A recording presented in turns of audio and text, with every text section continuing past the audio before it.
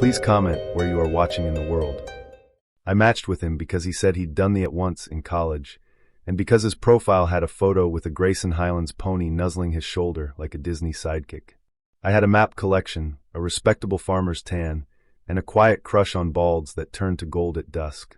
We planned an easy overnight loop: see ponies, camp near a shelter, toast marshmallows, flirt like responsible adults under a sky full of satellites.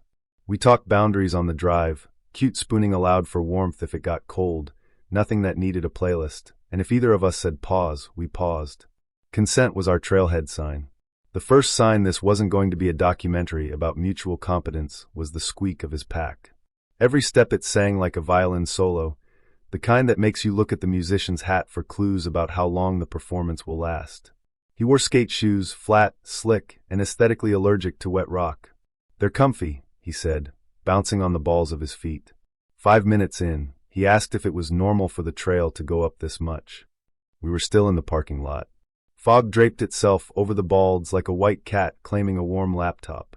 The ponies appeared as shaggy rumors, then as actual brown and white punctuation marks in the distance. He brightened. "See? They love me," he said, and posed, shoulder out, chin tilted. His pack squealed with effort. A pony ambled up, not for romance but for salt. I warned him, "They like sweaty straps." He laughed and kept posing. The pony found his shoulder strap, started chewing, and went for the snack pocket, where it discovered a crinkly square. The color drained from his face. "That's personal," he whispered, batting pony lips away as delicately as a person can bat pony lips. "Glad you're prepared," I said, and then, because I am not a monster, I rescued the packet and tucked it deep into my pack with the stove fuel and my dignity. We found our rhythm, mine measured in pages of topographic lines I'd memorized, his measured in intermittent bursts of optimism. He wanted to make miles. I wanted us to get there without making an episode of search and rescue theater. The fog thickened until the world was 20 feet wide. Rock sweated. The squeak of his pack took on a panicked tempo. "It's like hiking inside a cloud," he said. "Technically it is," I said. He reached for my hand, looked ridiculously pleased when I didn't pull away, and then stepped on a slanted stone, and went down with a sound that was part swear, part trumpet. His ankle rolled. He hissed. The fog applauded. Pain makes people honest. He admitted he hadn't actually done the at in college, so much as spent 2 nights on it, and then a lot of years telling the story like it was longer. I assessed the ankle, swelling already, tender to the touch. I dug out the elastic bandage and splinted with a trekking pole. "We can still make the shelter," he said, face pale, humor flickering like a headlamp on one bar. "We can," I said, "if you listen and take it slow and stop trying to impress me by pretending you're not hurt." "I'm not into that." He nodded, and for the first time that day, matched my pace without commentary. At the shelter, the ponies loitered like gossipers at a diner. I'd warned him to bring his sleeping pad. He'd brought confidence and a yoga mat that smelled like a lemon's idea of cleanliness. He unrolled it, lay down, and popped back up like a slice of toast. "It's thin," he said, teeth chattering. A drizzle started, the kind that sneaks in sideways and breeds regret. Other hikers, women in wool hats, a couple who could boil water with a look, made room and offered hot drinks. He tried to deflect with charm, insisted he was fine, then shivered so hard the shelter floor vibrated. I passed him a mug and, under my breath, the agreement: cuddles for warmth. Boundaries stand. He looked grateful enough to sign a contract. The night had that particular Appalachian soundtrack: drip, pony, wind, and the distant talk of water finding its way downhill. We lay back to back, heat shared without expectation. He tried a joke about sharing one sleeping bag that landed somewhere between cute and strategic. "No playlist," I reminded. He laughed quietly. "No playlist," he agreed. The fear wasn't cinematic. It was the slow burn kind, a math problem of cold plus wet plus distance. In the dark, he admitted the ankle hurt more than he'd said. I pulled the bandage, rewrapped, and put his foot on my pack while he held my hand and practiced breathing like the women in wool hats coached. Sometime after midnight, hooves thudded close enough to vibrate the floorboards. A pony muzzle pressed into the shelter gap to investigate the smell of our salt and whatever was left of his pride. He flinched, then giggled into my shoulder, a ridiculous, relieved sound that made the moment silly instead of scary. Humor is a headlamp. It doesn't change the terrain, but it changes how you see the next step. We slept in fragments, warmed by friction and the knowledge that neither of us would push the other past a line. Morning broke like a mercy. The fog thinned to bands, the world growing in rings. I boiled water and handed him oatmeal, which he accepted with the solemnity of a treaty. We inventoried our remaining calories like librarians of granola. His ankle looked like it had swallowed a plum. "I can walk," he said. "You can hobble," I corrected, and built him a better splint with my second pole and duct tape. The hikers in wool hats clapped softly, like we'd completed a practical exam. We started down step, place, breathe, repeat. The pace problem inverted. Now I was the one throttling expectations, counting minutes, calculating daylight, feeling the rabbits of worry skitter in my ribs. We moved through meadows brushed silver by dew. He apologized sometimes, to me, to his ankle, to the ponies for the condom incident. He offered to carry nothing. I handed him the lightest bag and the job of telling me, every 10 minutes, what he could see. Rock like a loaf of bread. Tree with lightning scar. Fog like milk, he said. Fear is smaller when it has nouns. By mid-afternoon, the trailhead appeared like an answered text. He sagged onto the bumper, ankle throbbing in stereo with my heartbeat. I drove his car because he couldn't. He winced at every pothole, like we were stepping on an invisible toe. We found urgent care in a town with a mural of a trout bigger than the building. The physician's assistant took one look, wrapped him better, handed him crutches, and told him to rest. He looked at me over the paperwork and said quietly, "I'm sorry I lied about the at. I was trying to impress you. Turns out accepting help is more impressive." I believed him, which isn't the same as wanting to repeat the experience. We sat on the tailgate with takeout fries and traded truths.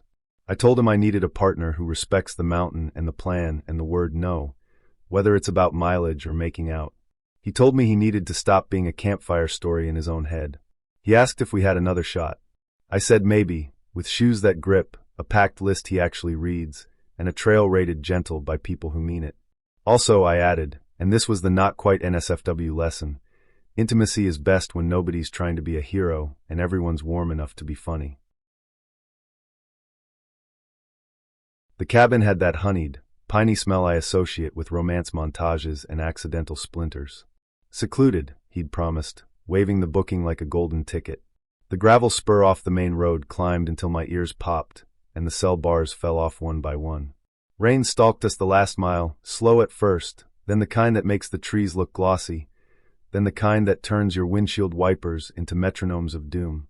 When we rounded the last curve, two people stood on the porch under the eave, hoods up, luggage at their feet, wearing the exact faces you make when the same cabin has been rented to two different couples.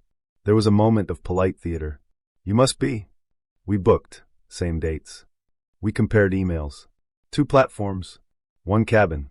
The name matched, the photos matched, the code on the lockbox did not. The other guy, cheerful in a way I wanted to borrow for emergencies, said, "We called the property manager," voicemail. Lightning stitched the ridge behind the roofline. My date ran a hand through his hair and announced he knew how to handle this, which is how you know a man is about to do something unhelpful. He suggested we all wait inside while he sorted it. The other couple's code opened the door. It was cute in that curated way, plaid blankets, a gather sign, a bowl of fake apples. He clocked the single master bedroom, like a predator discovering the watering hole. I clocked the pull-out sofa and the loft with twin beds and a stuffed bear that would glow corpse blue in headlights. "We can make this fun," the other woman said, smiling with the hostage grace of someone who has attended potlucks. I wanted to trust her optimism. I wanted a handshake from the universe. The storm arrived with theater. The gravel drive, already sloped like a slip and slide, rebranded as a creek. Power hiccuped, recovered, then made a long, dramatic exit. My date cracked a beer, then another, then a third, because nothing says problem-solving like hop-forward courage. He turned to me and, in what he probably thought was a whisper, proposed we claim the master for safety. I said we'd figure out beds together, all of us, because this was now a democracy with a constitution that included consent, fairness, and not making other people hear our feelings. We lit candles. The other couple produced cards. We played a game where you have to say a word without using certain words, which is a surprisingly useful rehearsal for talking about boundaries when someone keeps trying to get you alone. Thunder pressed a hand against the windows. Somewhere down the valley, something metallic complained. My date, now 2 laughs too loud for the small room, kept angling. "We'll be quiet," he said, as if stealth were romance. "The rain will cover it." I said, "So will a door I'm not walking through." The property manager remained theoretical. My date fumbled with his phone and tried to hotspot, stared at the no service like it had betrayed him personally, then confessed, with the timing of a man handing you an eel, that he was still sorting things out with his ex who was technically still living with him. Technically? I said, which is a good word to set down like a road flare. Also, he'd used my Netflix login on the rental platform to get a discount code because it was already saved. The other couple looked down at their cards with the reverence due sacred texts. The fear wasn't cinematic, it was domestic. I could see the version of this night where pressure replaced charm, and saying no meant being the killjoy. I felt the old social gravity, be nice, be flexible, go along, and I stepped out of it like a shirt that doesn't fit anymore. We're sharing common spaces, I said. No bedroom negotiations. The other woman said, works for us, which landed like a hand on my shoulder. He said he was kidding. His smile had a tremor. The storm kept underlining our choices. Near midnight, tires crunched in the drive. A truck idled. The door opened on a deputy with rain on his hat and paperwork in a Ziploc. Someone from down the road had called about strange cars and flood risk. We explained the double book. He took names, snapped photos, and advised we all leave in daylight if the road stopped pretending to be a river. He glanced at the candles and the beer and the way my date swayed slightly like a pine in wind. Keep it calm, he said, which was not a suggestion. Power blinked back long enough for the ceiling fan to gasp, then died again. We dragged the sofa out, unfolded it, and made a nest. The other couple retired to the loft with their headlamps and a whispered debate about whether raccoons could open coolers. My date tried one more time. We could at least cuddle? And I said I preferred a chaste burrito with a throw blanket and the knowledge that no one would feel weird in the morning. He flopped into a chair with a sigh constructed from drowned ambitions and IPA. Rain drummed a lullaby that was more percussion than comfort. I lay there in the liminal lit and dark, aware of 1,000 small sounds. The tick of the stove cooling, the hiccup of the fridge, the tired groan of wood settling. Fear wore the face of logistics. How to get down the mountain if the road slumped. How to refuse a man and still share a room. How to keep my own voice from shrinking to fit the space he offered. At first light, the creek had downgraded to a sulk. The other couple brewed coffee and handed me a mug like a medal. My date was tenderized and quiet. He apologized in the sticky way that isn't about you, but about wanting to rewind. I said I'd walk to the highway and catch a ride into town. He said I was overreacting. I said, I'm practicing. The other couple offered me a lift when their friends came up from Gatlinburg with a truck. We all stood on the porch watching the clouds lift from the ridge like sheets being taken in. I thanked the cabin for not leaking, and the deputy for existing, and the universe for card games. As we drove down, the driver pointed at places where the road had tried to become something else. Happens fast, he said. I thought about water finding the lowest path, and how often I'd let myself be the lower path. Back in town, bars crawled back onto my phone. There was a text from him that read, "You're overreacting. We could have made the best of it." I didn't reply. I bought a fried pie and ate it on a bench while the day turned honest. Later I'd get a refund, a better story, and a clearer checklist. No technically, no borrowed logins, no quiet negotiations. Secluded is only romantic when your boundaries are louder than the storm. The first red flag was the van's name. "She's called Wanderlusty," he said, patting the quarter panel like a horse that might kick. The second was that Wanderlusty was a contractor's transit with a futon over a wheel well and a camp stove bungeed to a milk crate. The third was a scented candle labeled Mountain Musk, which he lit as soon as we parked on a lonely Blue Ridge Parkway overlook. I tried to match his optimism, because first dates deserve at least one leap of faith and a blanket. Night arrived with that molar-deep temperature drop. He unboxed a propane heater that looked like a toaster with a grudge. "It's totally safe," he said, 3 words that never calm my organs. Heat purred, our breath fogged the windows. I allowed myself to imagine a flirty montage. Then the carbon monoxide alarm screamed the song of its people. We flapped at it like we could fan out molecules until I slid the door open and watched our warmth and dignity pour into the dark. When the alarm finally surrendered, the battery did too. Now we were the only glowing things for miles. 2 phones at 14% and a candle that made the van smell like a forest's dating profile. He looked at me with hopeful dimples. We could combine sleeping bags, I offered, for survival. We set a boundary, body heat yes, anything that required a playlist no. Consent is the warmest blanket, even when the zipper fights back. Something scraped along the driver's door, fingernail on aluminum, then a huff. He mouthed, "Bear?" I mouthed, "Please be a raccoon," because the only thing less sexy than hypothermia is becoming a charcuterie board. The snuffler evaluated our mountain musk offering and shuffled on. With the candle out, the van felt thin, the trees leaned in, and every twig snap auditioned for villain. We slept in thumbnails, waking to confirm we weren't being tasted by wildlife. At 3 a.m., a flashlight bounced through the windows and a soft knock landed on the door. A ranger stood there, brim beaded with fog. "You folks aware this isn't a designated campsite?" he asked. We nodded. He explained the overlook closed at dusk, and that idling for warmth wasn't safe even if our battery had cooperated. He glanced at the heater and said, very gently, "Maybe let that one sit." We agreed like kids caught with a slingshot. After he rolled away, we layered everything we owned and leaned back to back for warmth. Less cinematic than chest to chest, but better for breathing. Somewhere near for he whispered, "I wanted it to be perfect." I whispered back, "I like perfect. I also like oxygen." We laughed, quiet and shaky, the laughter of not dying. He didn't try to renegotiate any boundaries, 10 out of 10 for that. Daylight felt like a forgiveness letter. The ranger returned with jumper cables and a dadly nod. Wanderlusty coughed awake. We cruised to a service station that looked like a postcard from 1978. The mechanic listened to the engine, listened to us, and asked if we had a spare, a jack, recovery boards, water, or a plan. We answered no, 2 lemon lime sodas and vibes. He swapped the battery, circled the nearest legal campground on a paper map, and underlined, "Tell someone where you're going." We sat on the curb with coffee that tasted like absolution. He apologized in a small, real voice. I believed him. He asked if we could try again with better vibes. I said my minimums now included a reservation, a forecast, a real first aid kit, and 0 appliances that hiss. If romance was on the menu, we'd schedule it for a time and place where neither of us was actively trying not to die. He winced and smiled, which is what humility looks like when it's adorable. I booked a bus to Asheville and texted my group chat. Wanderlusty is retired. I, however, remain hot. They replied with flame emojis, a safety checklist, and a link to a cabin with walls. On the ride, ridgelines layered into impossible blues, and the night softened into something I could keep. Fear thinned to humor. Humor kept the lesson. Mountains don't care about your plot, and a first date is a bad place to test survival gear. My sleeve still smells faintly like mountain musk, which I hate and cherish. Maybe we'll go out again with permits and wool. Maybe we won't.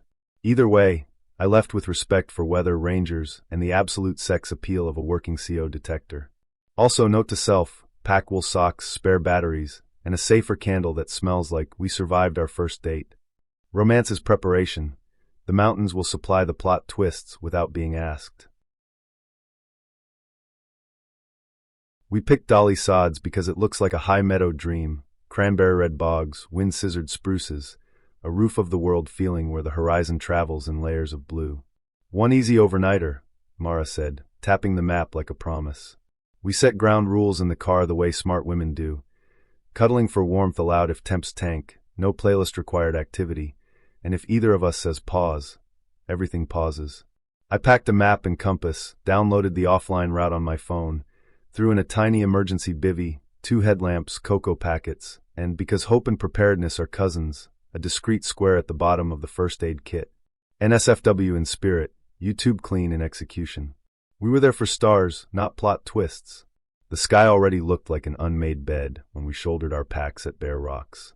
A guy appeared from the mist the way a thought appears before caffeine. Man bun, chest-strap knife in a shiny sheath, calves like he narrated his own workouts. "You ladies headed to Red Creek?" he asked, as if we were lost before we'd started. "We've got a loop," Mara said, polite with edges. He grinned. "I know a shortcut. Locals call me Thatch." I did not ask why. He looked at my paper map and hummed the way people hum when they're about to argue with a recipe. "Gaia is overkill," he added, eyeing my phone. "I go by feel." We let him stride ahead, the universal signal for we are not adopting a stray.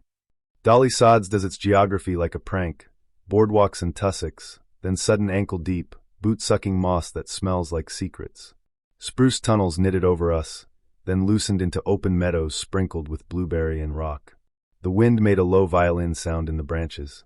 Mara bumped my shoulder and gave me the smile that had started this whole thing, a promise of warmth later, rations of jokes now. Easy overnighter, she said. We have snacks, a plan, and boundaries. It felt like a spell. Thatch reappeared when the first drops thickened into rain. You'll want my line, he said, voice pitched for leadership. Trail's a mess ahead. His shortcut peeled off a main path onto something thinner, less traveled, more choose-your-own-adventure, hope you survive. We exchanged a look. The weather fell through an unseen floor, fog muscled in. We'll stick to the blaze, I said, like I was telling the world we believed in the concept of staying alive. He shrugged. Suit yourselves. Then he didn't leave. It's not that he was monstrous. It's that he was a test, a man with a compass made of confidence, angling his orbit to include ours. He joked about the safety of numbers, and asked where we were camping in the bright, breezy tone of someone who expected to be invited. We parried. He nicknamed me Library for carrying a paper map. He called Mara Smiles, which was not the compliment he thought it was. We let him go first when the bog widened, because he had volunteered to be sure-footed, and because we wanted a demonstration of consequences. He hopscotched, missed, and went calf-deep, swearing with theatrical restraint. See, he said. Adventure. We smiled with all our teeth. When the rain changed its mind and became a cold, steady insistence, the world shrank to 20 feet of gray. The path braided. Cairns appeared, and then might have been rocks that wanted to be cairns when they grew up. Thatch gestured toward a darker tunnel in the spruce. Cut through here to the ridge, he said. Save an hour. The tunnel looked like a story about regret. We're good, I said. We'll reevaluate at the next junction. He rolled his shoulders like a yoga teacher disappointed in a plank, then ducked into the tunnel anyway. He wasn't ours to manage. We followed the blazes, which seemed to breed in the wrong places, and then we lost them, because fog can erase a blue square until the universe is just damp and choices. We stopped and did the thing that feels less heroic than it is. We got small, we breathed, we looked at the map. Blackbird Knob should be west, I said, line tracing. Red Creek is downhill. If we find water and handrail, we'll hit a real trail. Mara nodded, hair beating with water, laugh gone quiet. She reached for my jacket zipper and tugged it up with a care that felt like a kiss. We're fine, she said, in the tone of voice that makes fine true. We cut left into a patchwork of hummocks and black pools, so reflective they looked like holes in the world. Sphagnum sighed underfoot. A frog announced us like a gossip. It was not the moment for romance. It was the moment for not making new holes. We reached a seep, then a trickle, then something that thought about being a stream. We followed it, staying out of the banks and in the brush, the way leave no trace whispers when you're trying to survive and be decent. Spruce branches snagged our sleeves. The rain rehearsed permanence. When we stopped to recheck the bearing, I reached for the small carabiner on my pack where my keys lived, clipped for easy access. My fingers met emptiness. The stomach drop wasn't dramatic, it was clean and absolute. Keys, I said. Mara's face sharpened. Back pocket of the pack? I shook my head. We traced our last 15 minutes in reverse in our minds. Thatch had been close when we paused by the fake cairn. He'd helped adjust my shoulder strap. He'd laughed about my library. There had been the brush of a hand that made me step away. No, I said, the quiet kind. We're not stranded, Mara replied, almost before the thought completed. Spare key under your rear bumper. Magnetic box. You told me on the drive because your dad is a genius. The relief left me silly. I date women who listen, I said. She grinned, small and fierce. I date women who pack maps. Let's pretend nobody has our keys, she added, voice steady. Let's get out like we planned. The fear stayed, but it was harnessed now, something to pull against instead of drown in. We moved downhill, letting water be our teacher. The stream became creek, became the whisper of a river you would name on a map. Mud climbed our shins and tried to own our boots. We lightened the mood with dumb thunder jokes because if fear gets the only microphone, it sings forever. If we kiss in this fog, will we slip dimensions? Mara asked. Only if you want to meet alternate us who remembered gators, I said. Alternate us packs a tiny towel and reads trail reports, she said. Alternate us is smug and dry. We promised alternate us a double date if we survived. The spruce thinned. The sound of moving water grew into Red Creek's voice. We hit a real trail, so suddenly it felt staged, boot prints pointing like an arrow. We followed them to a junction with a sign that someone had shot and someone else had patched with stickers. The fog stretched, yawned, and lifted its hem a few inches. My body kept a record of worry in little shakes I didn't authorize. Mara looped her arm through mine, and we started the last walk out, tired glitter in our blood.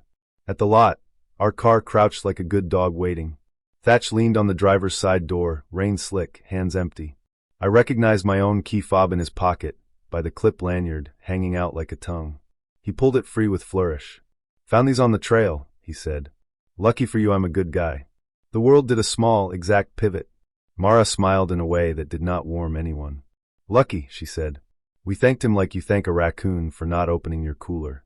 He waxed about wild places bringing people together, asked for our numbers, floated the idea of a beer at a brewery in Thomas where he basically knew the bartender. We were busy, we said. Forever busy. While he talked, I lifted my phone and snapped a photo of the sun breaking through the fog that happened to frame his license plate like a devotional. We left before he could put a bow on his story. At the ranger station, a woman with a braid that meant business listened, looked at the plate photo and nodded.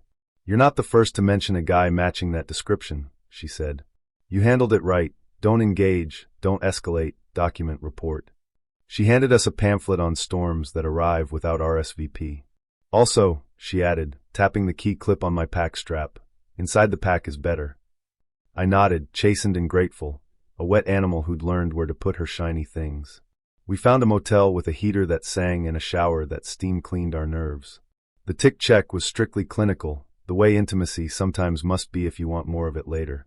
We laughed at our raccoon-smeared mascara. We laid socks on the heater and watched them billow like jellyfish. "Do we get a second date?" Mara asked, half kidding. "I think we just had our third," I said. "The first two went great, and this one was the stress test." We ate pizza in towels and made a new rule. If a stranger tries to graft himself onto our trip, we say, clearly and out loud, "We hike alone." We moved the spare key to a place only we knew.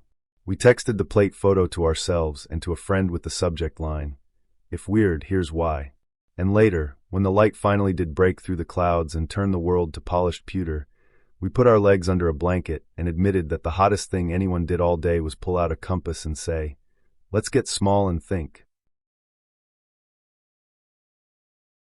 Bridge day smells like powdered sugar and hot brake pads. The new River Gorge Bridge hums with crowds and parachutes pinwheeling into cold blue, and every vendor sells a version of courage on a stick. He's bright-eyed, already sticky with funnel cake, talking fast about adrenaline and our origin story. I'm here for the spectacle and a mellow hike after, a date with the canyon that doesn't require my obituary. We set our ground rules while sharing a lemonade. Cuddling is on the table if we camp, cameras off if things get cozy, and any pause is a full stop. He grins, kisses my knuckles like he's practicing for a movie trailer, and says, "We're so on the same wavelength." Which is the kind of thing you only say right before you prove the opposite. His plan for the night is a field campsite he found in a Facebook group run by locals. The address is a set of dropped pins and a promise of rustic vibes. We turn down a rutted track at dusk past a handmade sign that says "Park here" with the confidence of a forged signature. Tents bloom across the grass like mushrooms. He hands a bearded guy 30 cash and gets a bright wristband that says Camp VIP. I ask, VIP of what? He winks. Vibes. The sky goes purple, then brews dark, and somewhere a Bluetooth speaker commits war crimes. We talk about which tent goes where, and what sleeping bag zipper arrangement equals PG-13. He pitches 1 bag, 2 people, merit badge and friction. I say we'll do the zipper truce and keep it sweet. He's a little bouncy with sugar and something else, festival electricity, maybe, or the thrill of being the guy with a plan. We're almost staked down when a side-by-side rolls in. The landowner sits up front, jaw hard enough to cut rope, with 2 deputies behind him. He's polite and furious in equal measure. The organizer took cash and vanished. Nobody has permission to be here. We have to go, now, before the field becomes a clay slip. Headlamps flick on like panicked fireflies. Cars fishtail in slow motion. He wants to negotiate. We can pay you directly? And the landowner shakes his head like he's heard that him too many times. In the scramble, my date grabs my hand and says, too brightly, "Don't worry, I've got a better plan anyway." That's when I hear the sentence he's been waiting to say all day. We should sneak down to the rim and watch the night jumps. No crowds. Super intimate. He says intimate, like it's a password that opens underwear. I remind him of our rules and of gravity. He counters with "we'll be careful," a phrase that has never once altered the coefficient of friction. The deputies start directing traffic. Our car gets queued for towing because we're hemmed in, and the access road is blocked by someone's lifted truck. The tow driver shrugs with the weariness of a man who lives on other people's bad choices. "You can pick it up," he says, and hands us a card with an address lit by fluorescent remorse.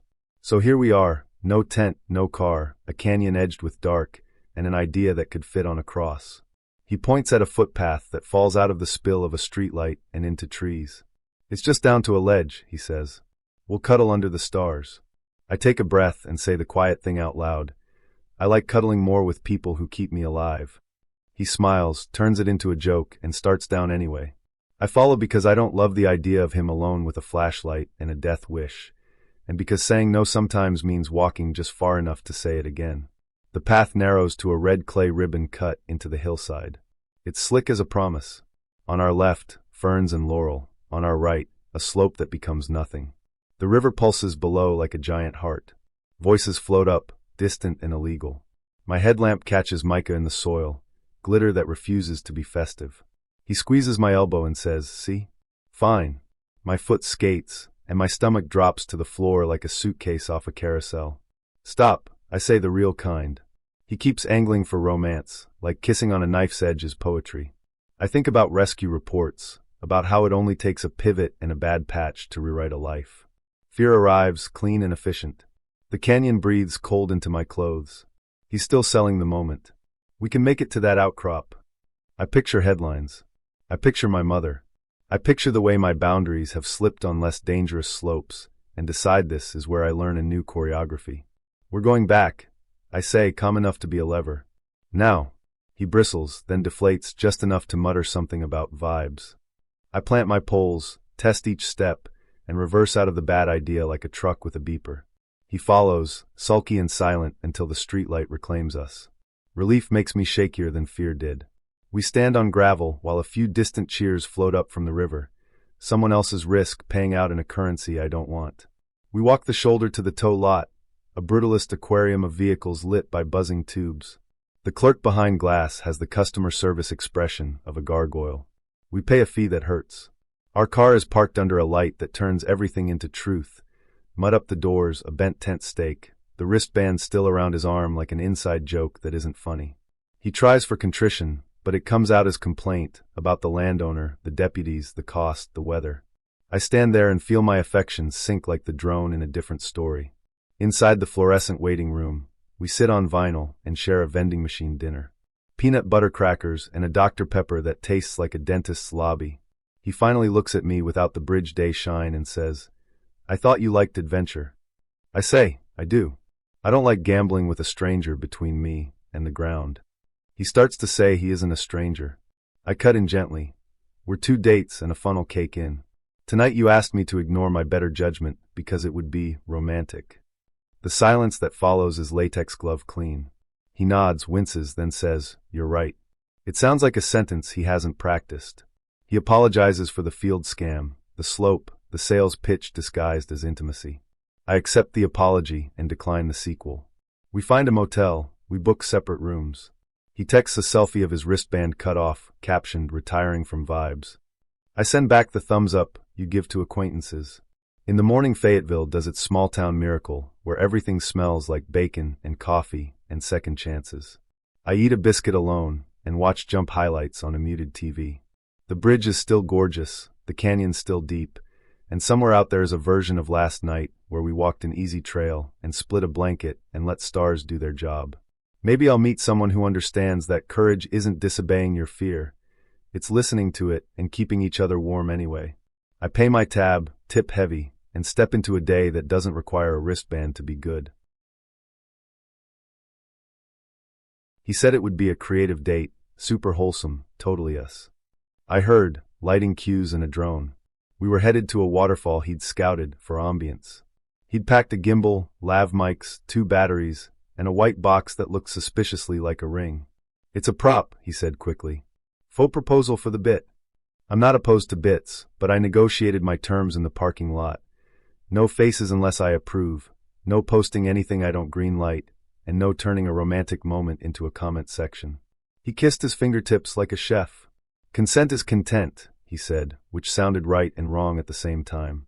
The trail dropped under rhododendron tunnels, slick with last night's rain. Families were coming back up with damp dogs and the pink cheeks of people who've already done the hard part. The air smelled like creek breath and wet stone.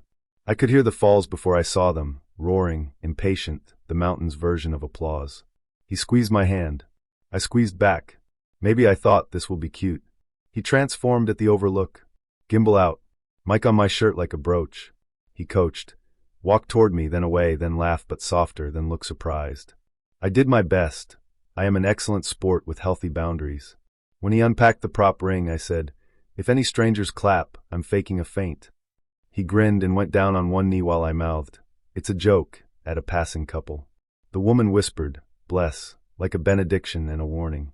We climbed closer along the rock shelf, the part where the official trail ends and the slippery improvisation begins.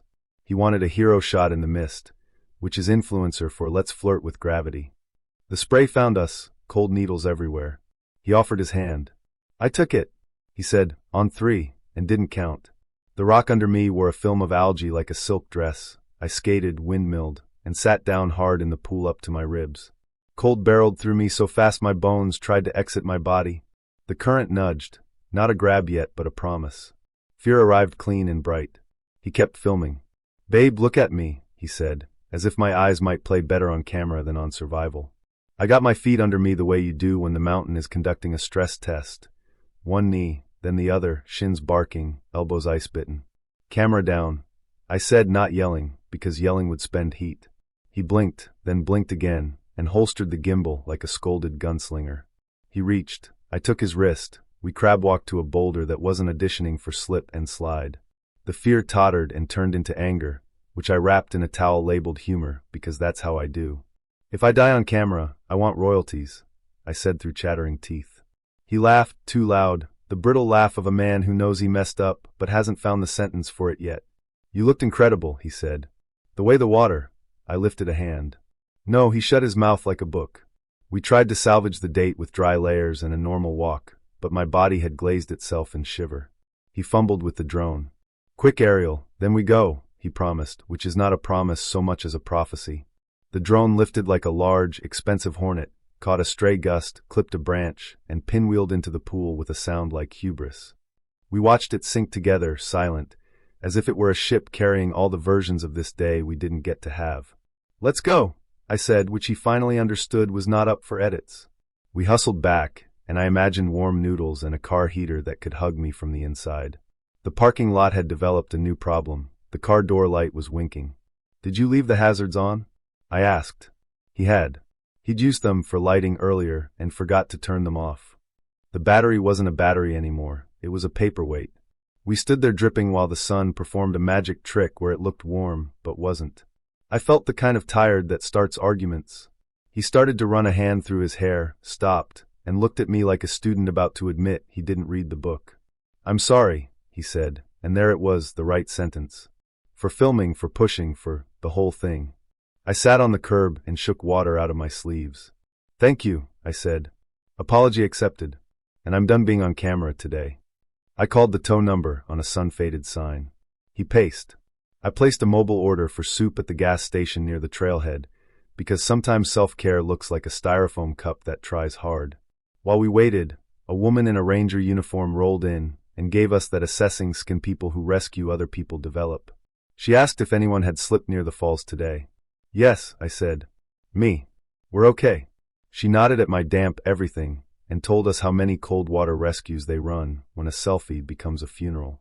Her voice was steady. My stomach did a slow backflip. It's amazing how fear keeps retroactively cashing checks. The tow truck arrived like a rescue dog with a nicotine habit. The driver jumped us, told a joke about phones that are smarter than their owners, and suggested we warm yourselves on purpose. The car heated, finally, a metal womb for two wet idiots. He looked over at me, and for once didn't perform. "I wanted it to be perfect," he said. "You wanted it to be a video," I said, not unkindly. "I wanted it to be a date." He flinched like the word date was heavier than he remembered. We collected the soup and sat on the curb spooning heat into our mouths. I told him the part one hadn't said out loud, that when I went under, even for that second, something in me felt small and alone, and seeing a lens instead of a hand was a new kind of cold. He closed his eyes and nodded. "I hear you," he said. "I don't like the version of me you met today." Then don't be him, I said. Be the one who asked me out because he likes me, not the comments. We drove back in a quiet that felt medicinal. At the motel, I took a too-hot shower and watched my skin remember how to be mine. My phone lit with his message, a photo of the prop ring, a caption that said, "I'll return this to the store and my ego to the ground." I stared at the bubbles on the screen and thought about all the times a mountain had reminded me that spectacle is cheap and safety is intimate. I blocked his channel, his editor, and the shared cloud folder. I didn't block his number, not yet. I sent one last text. Next time, pick a date that needs no audience. Then I put my phone face down, pulled the motel blanket to my chin, and drifted off to the sound of the heater clicking, a small, trustworthy applause. Sunrise dates sound wholesome until your dog decides he's a cowboy. We left Asheville at 4 a.m., coffee like jet fuel, aiming for max patch before the tripod crowd colonized the bald. Ground rules in the car, PG-13 cuddling allowed under the blanket, no playlist required activity, and any pause is a full stop, even if the sky turns biblical. He nodded, eyes shining. We parked among headlamps and whispers, shouldered the quilt, and let our dog tug us into the mist like a tiny sled team. The summit was a ghost field, grass jeweled with dew, horizons erased. Photographers murmured, "Just wait, 5 minutes," as if they had a contract with the sun. Our dog sniffed, judged the entire scene as under-enriched, and slithered from his harness like a furry Houdini. He trotted, then sprinted, then became a streak aiming for the fence line where cattle grazed, placid as clouds. "Leash," someone hissed. "Buddy," we chorused, which is not a command but a prayer. The dog barked with enthusiasm, which cattle interpret as an audition for chaos. A few trotted, one tossed her head. A local hiker moved with quiet authority, body angled, voice steady, and our dog actually listened. He returned, mud-socked and thrilled, while I apologized to the hiker with the fervor of a person who almost became content for a cautionary tick-tock. "Happens," she said, handing me a spare slip lead. "Happens less with this." We huddled under the quilt, heart rates doing jumping jacks. The fog thinned, then pretended it might leave, then sat down again. He leaned in for a chaste kiss, earned after the rodeo, and we were almost soft focus when the ground vibrated. A hornet's nest, cleverly hidden in a tuft, woke up to our romance. He yelped, swatted, and bolted. I caught one sting, hot and mean. He got 3 and the wrong kind of adrenaline. "It's fine," he said, already rummaging for his epinephrine auto-injector. The cap popped off with confidence. The label confessed it expired 2 years ago. Fear arrived clean as mountain air. A stranger offered antihistamines, another offered a ride down if we needed it. We hustled toward the car, my hand on his pulse, the dog finally behaving like a saint who'd seen things. On the way, a wedding party materialized in the fog, lace, bouquets, a groom laughing easily. It felt like a movie we weren't cast in. He squeezed my hand, sheepish, and I squeezed back, because this is what partnership means on mornings that break weird. Urgent care smelled like lemon and reassurance. He got a steroid shot and a lecture about expiration dates. While he texted his mom that he was okay, I dug in the day pack for my wallet and found a tiny ring box, unlabeled, wedged under the granola bars, the corners bent from our scramble. It was not a prop. "Someday," he said, eyes wide, half a laugh, half a wince. The band had a shallow curve where a hornet, a dog, a field, or fate had stepped on it. We both looked at it the way you look at a trail you tried before you were ready. We drove slow back down the forest roads, dog asleep like a warm loaf. The sun finally made its entrance, late and unsurprised. "Maybe we stop improvising crises," I said. "Maybe we start planning memories." He nodded, earnest, the best kind of handsome. Later, with ice packs and pancakes, we made a pact. Leash laws, fresh EpiPens, and proposals when the only buzzing is from a diner sign and not from the grass under our feet. Romance, we decided, is safety with good timing. The mountains will provide the drama on their own. Hazel Creek sounded romantic in that ghost town way.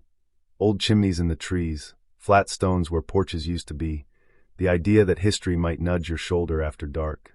He'd read one blog post and announced, "We'll paddle across Fontana Lake, camp near the ruins, and listen to owls while we kiss like it's the 1930s. I brought a map, actual PFDs, and my favorite rule set. Cuddling allowed, no playlist required activities, and pause means full stop. Consent is the life jacket you should actually wear. We reached the marina just in time to miss the last ferry. "No problem," he said, eyeing the rental canoes like they were Uber drivers. Thunderheads stacked over the ridges like the world's angriest meringue. The clerk raised an eyebrow. "Wind picks up after 4, she said. He tipped an imaginary cap at the sky. I signed the waiver that basically read, "If you meet God tonight, you get there under your own power." 5 minutes onto the water, and Fontana transformed from postcard to personality. The lake took the wind's side. Chop slapped the bow. Our canoe shivered like a chihuahua. He called, "Isn't this awesome?" I yelled, "Define awesome." A gust turned the paddle in my hands into a wing. We pivoted, corrected, pivoted back, and had the kind of couple's argument that contains exactly one word. Left. Left. You're left. The shore we needed kept drifting sideways, coy and pine-scented. We made the opposite bank by sheer spite and a lucky lull, landing on a muddy tongue of earth just as the storm opened its mouth and said, "Ah." We dragged the boat up, and the mud tried to keep my shoe. When it surrendered, a leech clung to my ankle, tiny, determined, exactly the metaphor I didn't need for my dating life. "Do I salt it?" he asked, already filming with his phone. "No," I said, flicking it back to its dark god and offering him my camera face, flat, unimpressed, damp. We bushwhacked a short distance to a legal site that had the vibe of recent raccoon congress. He forgot the ground sheet, but brought a French press the size of a baby. I forgot to say I told you so. We pitched the tent in a lull that lasted exactly long enough for me to think, maybe we did it, and for him to attempt a sexy kiss that tasted like rain and stress. "Later," I said, tapping his chest. "Post-shelter. Post-warmth. Post-not dying." He nodded, the good kind of chastened, and handed me the fly. Night fell like a curtain and brought the chorus. Drip, drip, something investigating the food bag, a far-off freight train that was probably thunder and possibly a memory of thunder. He'd hung the bare bag by looping the rope over a branch approximately 6 feet off the ground, where any determined raccoon could achieve it with a ladder and a dream. I repacked, rehung, and delivered the Smokies 101 version of food storage with a tone that said I still liked him and a face that said I was reconsidering. He grinned and said, "Hot when you teach me stuff," which is precisely the safe level of NSFW for a forest with rules. We slid into the tent, damp but proud, and attempted the cuddling we'd negotiated. There's nothing less erotic than peeling off wet socks while a storm licks the nylon and the ground heaves sighs from flooded roots. He tucked an arm under my neck, careful learning. I tucked a hand under his shirt, the polite exploratory kind, PG-13, and something fluttered near my ear. Then something shrieked like a tiny banshee. A bat, one of those paper-thin ones that looks like a shadow with opinions, had gotten stuck between the mesh and the fly. He yelped. I did not yelp, but my soul did a cartwheel. "Hold still," I said, which is what you say when you are lying and also trying to save face. He, in a burst of chivalry, grabbed a trekking pole and attempted to encourage the bat out by jabbing the mesh. The bat objected. The mesh tore with the sad sound of money. I got the zipper open in a slice, and the bat found the dark and left, offended by architecture. We lay staring at the hole like it was a third party we hadn't invited. I started laughing, the kind that releases all the fear in little glass beads. He laughed too, hands over his face, and then said, "I am so sorry," which is always the right answer after you poke your way out of romance. The rain slowed to a fussy whisper. Something, raccoon, possum, ghost with soup, fiddled politely with the outside of the tent. He leaned in and asked soft, "Cuddles still on the table?" I rolled toward him, pressed our foreheads together, and said yes, the just warmth kind, the kind that says I am here, and so are you, and both of us will still be here when the sun negotiates with the clouds. It wasn't hot, exactly. It was better. It was a promise that neither of us would sell the other out to the night. Morning showed us the damage. The food bag had been batted like a piñata. A claw had taste-tested our trail mix. The tent wore a battle scar. The canoe waited like a patient dog.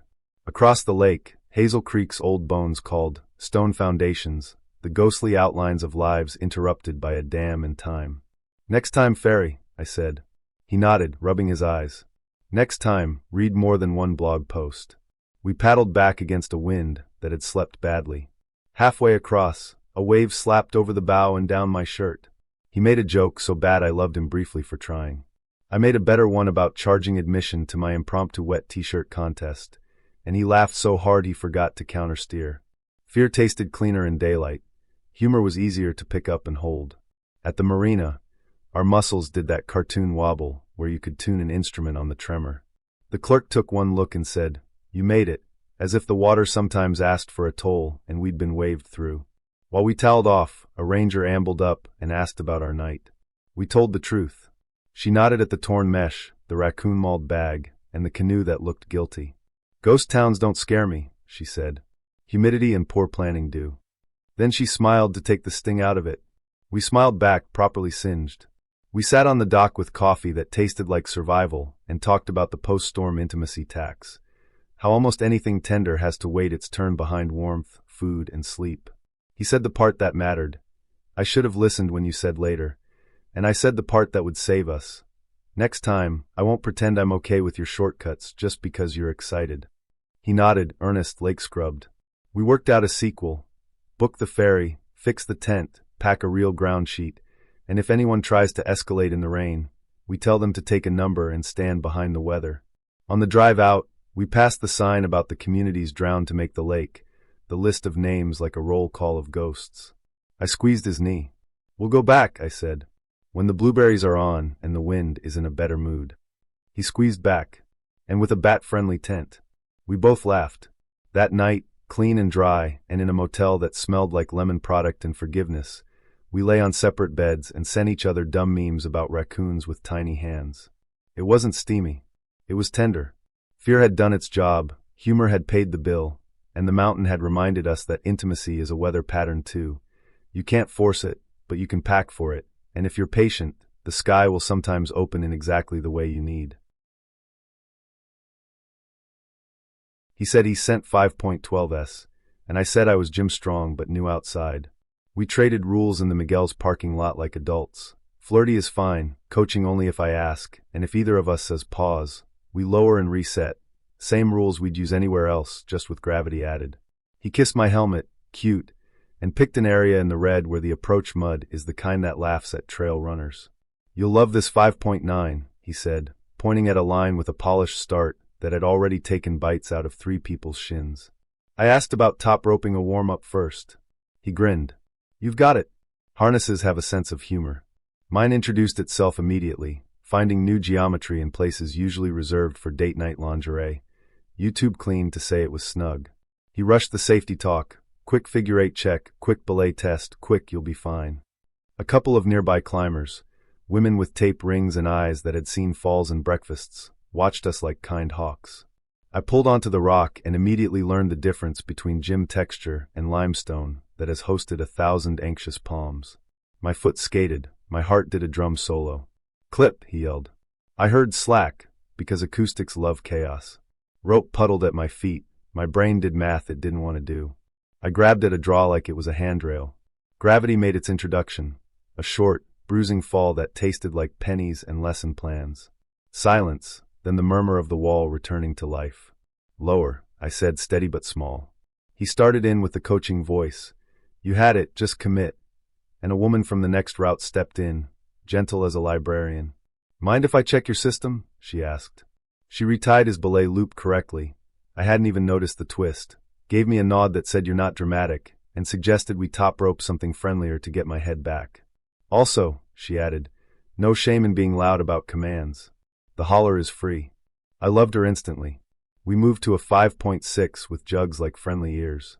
He looked chastened, which is a very good look on a person holding the other end of your rope. "You call the shots," he said. "On my belay," I said, loudly enough to wake a raven. "On belay," he answered, voice correctly serious now. I climbed like I was putting my confidence back in drawers. One hold, one breath, one joke about chalk and inconvenient creases. At the anchors, I looked at the trees, the gorge ribcage, the slow parade of clouds, and felt my fear recalibrate from shout to hum. On the way down, a pebble ricocheted from above. "Rock!" someone yelled, that sharp choir note. It pinged my helmet and bounced off. He looked up at me, pale. He hadn't thought to bring his own lid.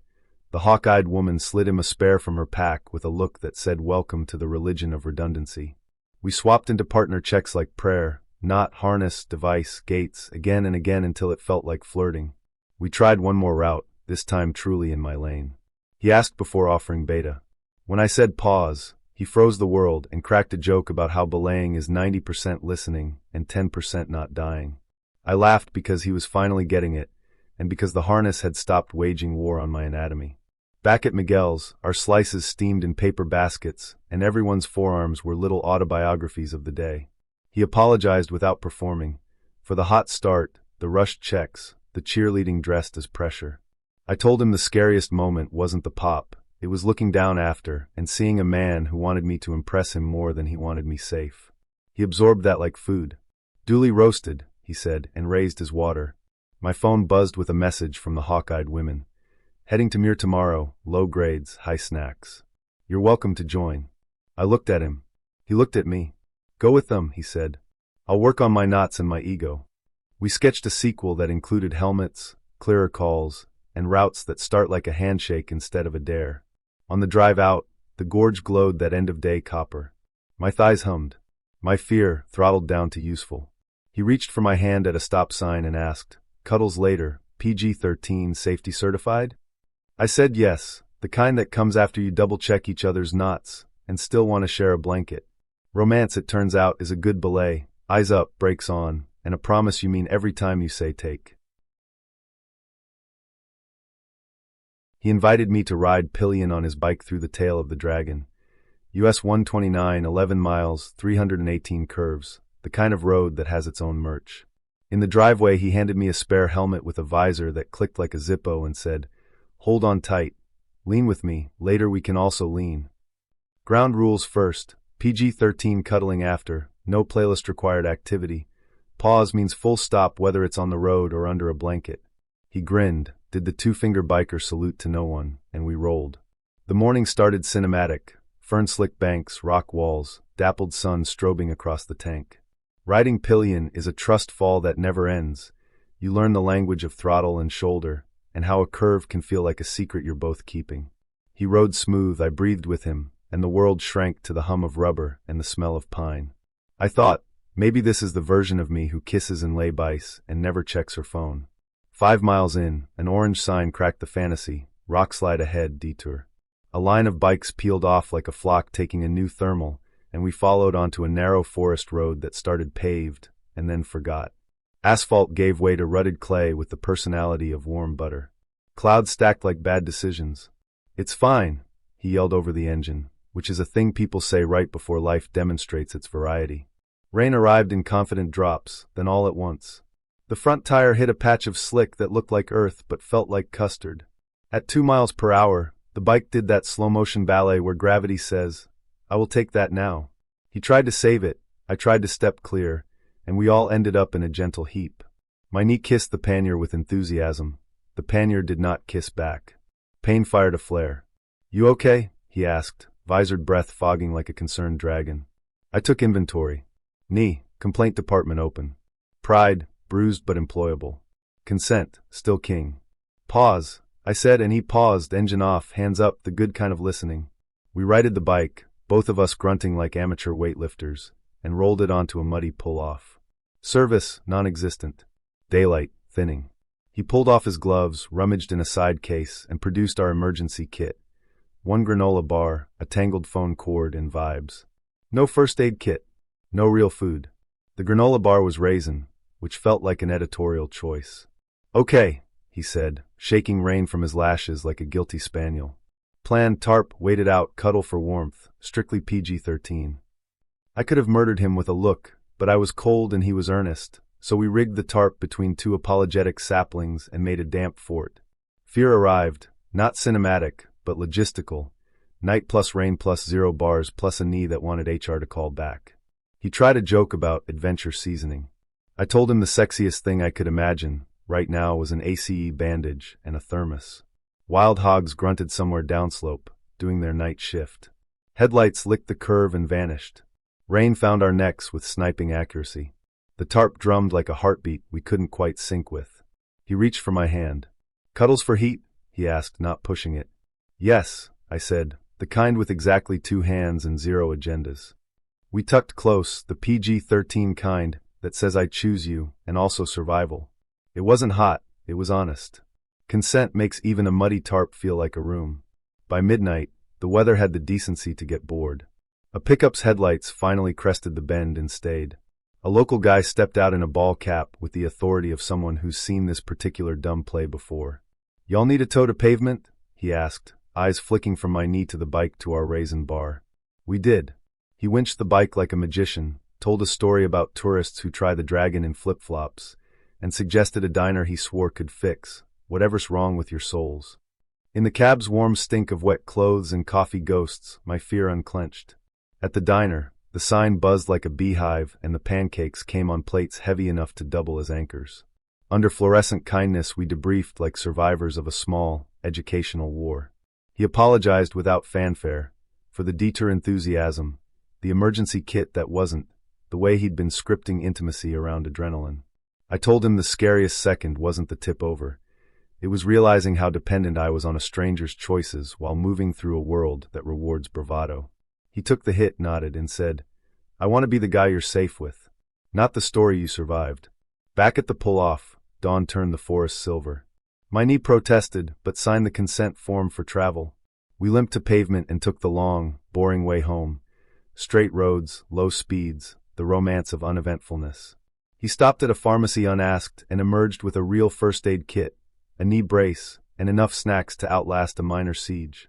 "New rules," he said, strapping on the brace like a knight learning the correct order of armor.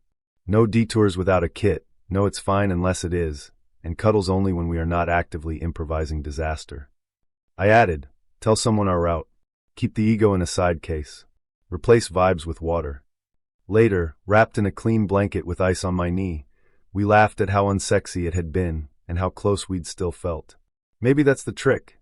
The mountains will supply all the fear and drama you could ask for. The human part, the NSFW in spirit, YouTube clean part, is knowing when to park the bike, pitch the tarp, and choose the kind of intimacy that looks like a brace, a pancake, and a promise to bring more than one granola bar next time. The A-frame smelled like cedar and aspirational adulthood. He unlocked the door with a flourish like he'd built it himself. "Secluded," he said, gesturing at the deck where a round hot tub sat under hemlocks, steam lifting into the green like a cartoon invitation. I set my bag down, clocked the ring light by the door, the softbox folded like a kite, and the little pelican case that meant he'd brought microphones. He caught my look and grinned. "Tasteful couples content," he said. "No faces. Totally PG-13. We can keep it fun and anonymous." I liked him, and also my privacy, so I negotiated in the doorway. No faces, nothing posted without my explicit yes, and if either of us says pause, everything pauses. He kissed the air like a seal of approval. "Consent is the brand," he joked, which sounded right and wrong at once. The mountain drizzled. Evening stitched itself out of fog. We changed into swimsuits with the intimacy of people who've practiced boundaries and wanted to keep wanting each other.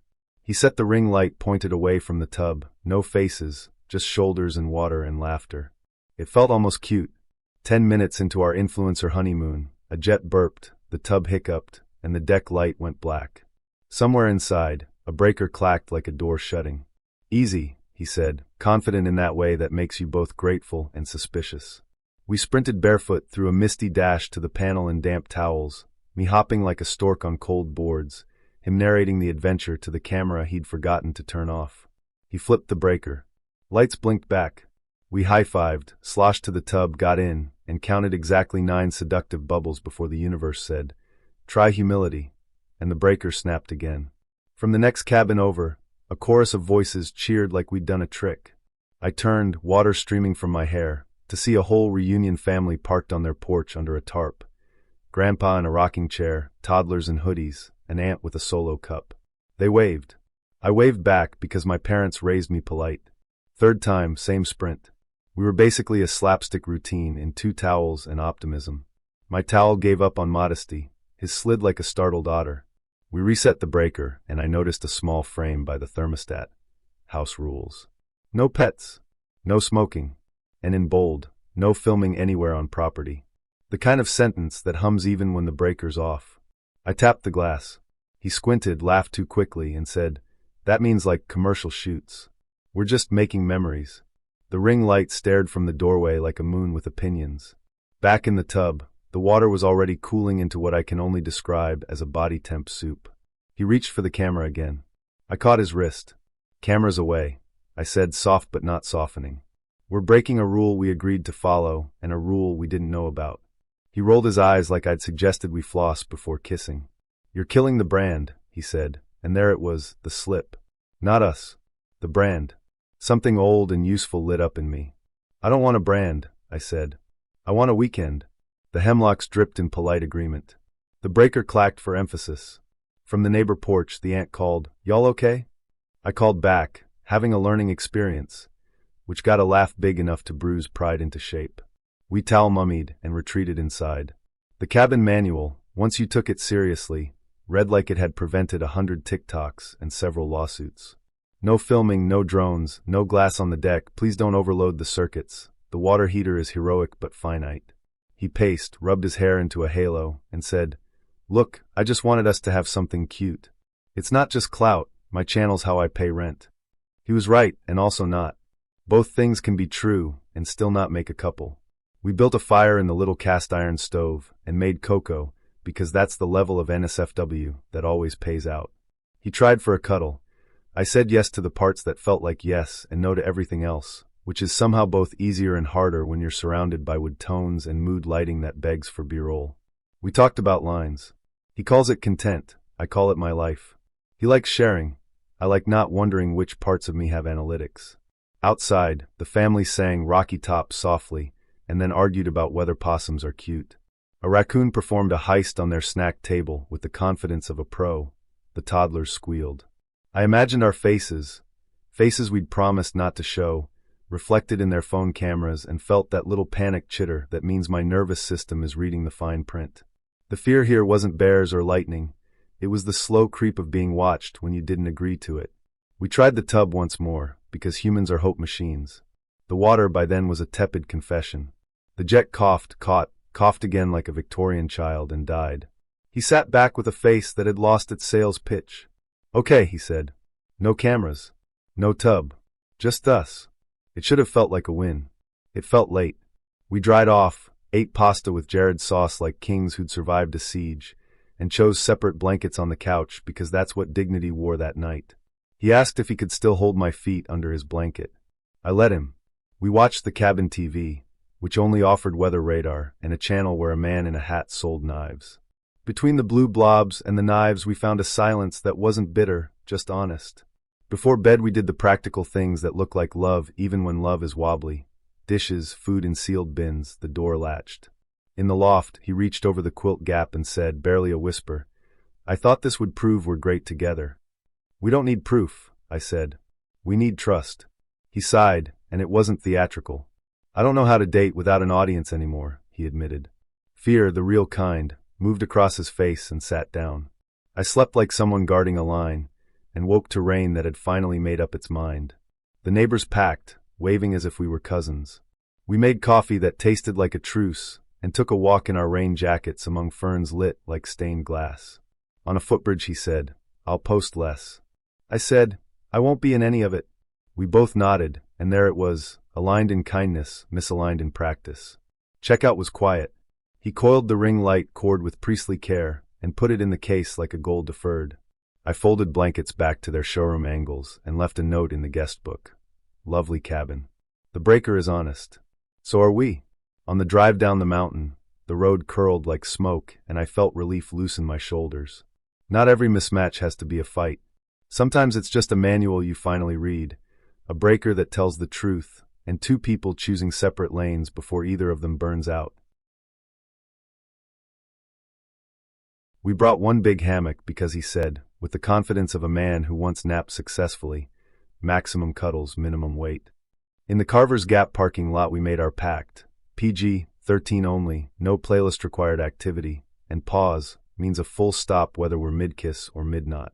We hiked up through spruce that smelled like Christmas and wet pennies, popped out onto Round Bald, and immediately got slapped by a wind so clean it felt like someone had laundered the sky. Roan's balds are gorgeous, yes, but they are also great plains for people who forget that hammocks need trees. He pointed at two wind-stunted spruces tucked just below the ridge and said, "Perfect anchors." I eyed the gusts making the grass lie flat. "We're about to invent paraglamping," I said. He grinned and fed webbing around one trunk while I tested the slope with my boots. The hammock went up, and the wind turned it into a glossy gray sail that snapped, bucked, and tried to lasso Tennessee. "Wind will die at sunset," he promised, because weather always respects optimism. He produced, from a suspiciously nice DOP kit, a tiny bottle labeled warming oil cinnamon. He waggled his eyebrows. "Just a drop. For morale." I raised a hand. "Time out. Cinnamon is an irritant." He countered with marketing copy. "All natural, sensual warming." I countered with dermatology, also known as rash in a bottle. He pouted, adorable as a Labrador denied the stream. I sighed. "1 drop. Test patch. Arm only." We negotiated like diplomats with a deadline. We climbed into the hammock. The crossbreeze performed a magic trick where 2 people become 1 creaking burrito. He dabbed the oil on my forearm. It tingled. It warmed. It burned. "Spicy," I said, trying to keep the humor in the room. He dabbed a little on his neck for solidarity, and promptly looked like he'd lost a fight with a chili pepper. Then he knocked the bottle. It bungee jumped into the hammock. A cinnamon comet skated across our quilt. The wind told the smell to go tell the mountain. "Okay, we need airflow," he gasped, eyes watering. That was when the hammock, eager to help, rotated 120 degrees and tried to pour us out like soup. We windmilled and cursed, and managed an ungainly dismount that could best be described as interpretive falling. I stripped my base layer to the sports bra, he to his, and we started fanning our own skin like we were 2 Victorian ladies having simultaneous fainting spells. A church hiking group crested the hill at that exact moment. A dozen kind people in ball caps and fleeces. A white-haired pastor who radiated barbecue energy. 3 teenagers who suddenly found the horizon fascinating. We froze, salt-streaked acrobats blinking into the wind. "Y'all need anything?" the pastor asked, eyes politely locked on the middle distance. "Forgiveness?" I said. Laughter rippled through the group like a hymn. A woman at the back rummaged in her day pack and handed me a travel bottle of Gold Bond. "We don't judge," she said. "We also use powder." We retreated into our least sticky layers and tried to rehang the hammock lower, out of the gusts, near the lee of a shrub line. The webbing sang, the hammock bowed, the wind shrugged and kept doing wind. He sulked in a way I recognized from rainy childhood birthdays. My skin developed a fine red lace where the oil had kissed, and then gotten ambitious. "You okay?" he asked, gentle, finally reading the room. "Rash City," I said. "Population, hubris." We considered bailing. The mouthed promise of sunset warmth made us greedy. We decided to bivvy, just for a few hours, behind a low ridge, a compromise between pride and common sense. He pulled out an emergency bivvy sack, the mylar kind that makes you sound like a bag of chips when you breathe. We spooned in the crackle, PG, 13 and sincere, while the bivvy groaned like a ship and the wind tried to interview us about our life choices. Fear arrived, not horror movie loud but practical. If the wind shifts and the temp drops, we'll be 2 underdressed snacks on a very big plate. As the light bled out of the grass, fog pushed up the slope like theater dry ice. We ate a dinner of cheese, tortillas, and humility. He apologized for the oil, twice, then stopped when I squeezed his hand. The night got its teeth. Somewhere, coyotes took a roll call. Our bivvy popped inside. The hammock line, abandoned, thumped the tree in a rhythm like a metronome for bad ideas. We dozed in warm fragments, the intimacy of survival better than anything the cinnamon had promised. At 2 a.m. the wind shifted and found us. Temperatures did their mountain drop. The bivvy held heat but stole moisture. We woke damp and cold, 2 steamed dumplings in a crinkly wrapper. He whispered, "Cuddles," and I said yes, the kind that is about wrists aligned and breath shared and not moving because the warm spot is this big and the universe is this cold. No jokes. No escalation. Just presence. Dawn smudged the ridge with pastel. We startled a rabbit, probably the only creature on Roan having a worse hair day than us. A ranger's headlamp bobbed up the trail. He stopped, took in the situation, hammock as kite, 2 rumpled hikers, a faint aroma of red hots, and said, in the tone of a person who has delivered a lot of truths kindly, "Morning. Wind was rough up here last night." We nodded. He glanced at the hammock setup, then at our mylar chrysalis, and added, "Cozy doesn't beat weather. Tree line's your friend. Also, cinnamon oil up here will bring every bug in North Carolina." We accepted the sermon. He tipped his hat at our Gold Bond and moved on, a saint in gaiters. The church group passed again on their way down, cheerfully not mentioning anything. We waved, powdered and chastened. The sun finally did that late apology thing and laid a warm hand on the grass. My rash quieted to a whisper.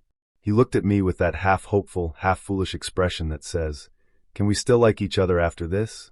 I put my forehead against his and said, "Yes. And we're getting a tent." We packed with exaggerated care, no trace but footprints and one cinnamon-scented regret molecule per square meter. At the car we wrote our new rules on a napkin. Bring a shelter that laughs at wind, don't test skincare at elevation, hammocks belong below tree line, and public nudity is never plan A. Also, boundaries aren't just about bodies, they're about weather and common sense. He added, "Ask before oil," and drew a heart. We drove down with the windows cracked, the last of the cinnamon fleeing like a forgiven ghost. In Bakersville we found a diner where the biscuits could anchor a blimp. We ate in comfortable silence, shins bruised, egos buffed to mat. He slid a little jar across the table, the gold bond the church lady had given us. "Starter kit for smarter choices," he said. "And for the record, I like you powder-dusted and alive more than any other version." I laughed, all the way from my warmest organs, and held out my hand. "Deal. Next date, less sail, more shelter. The mountains can keep the drama. We'll bring the jokes and the tent." He swore there was a secret pool under the falls, like a hidden spa, locals only, and that we'd have it to ourselves for liberating swims. I heard, slippery rocks, and a chance to test our communication. On the drive to Linville Gorge we set the usual rules. PG-13 unless we both upgrade, cameras off if it gets spicy, and pause means full stop, no discount codes attached. He nodded and read them back like a waiter taking the world's most important order.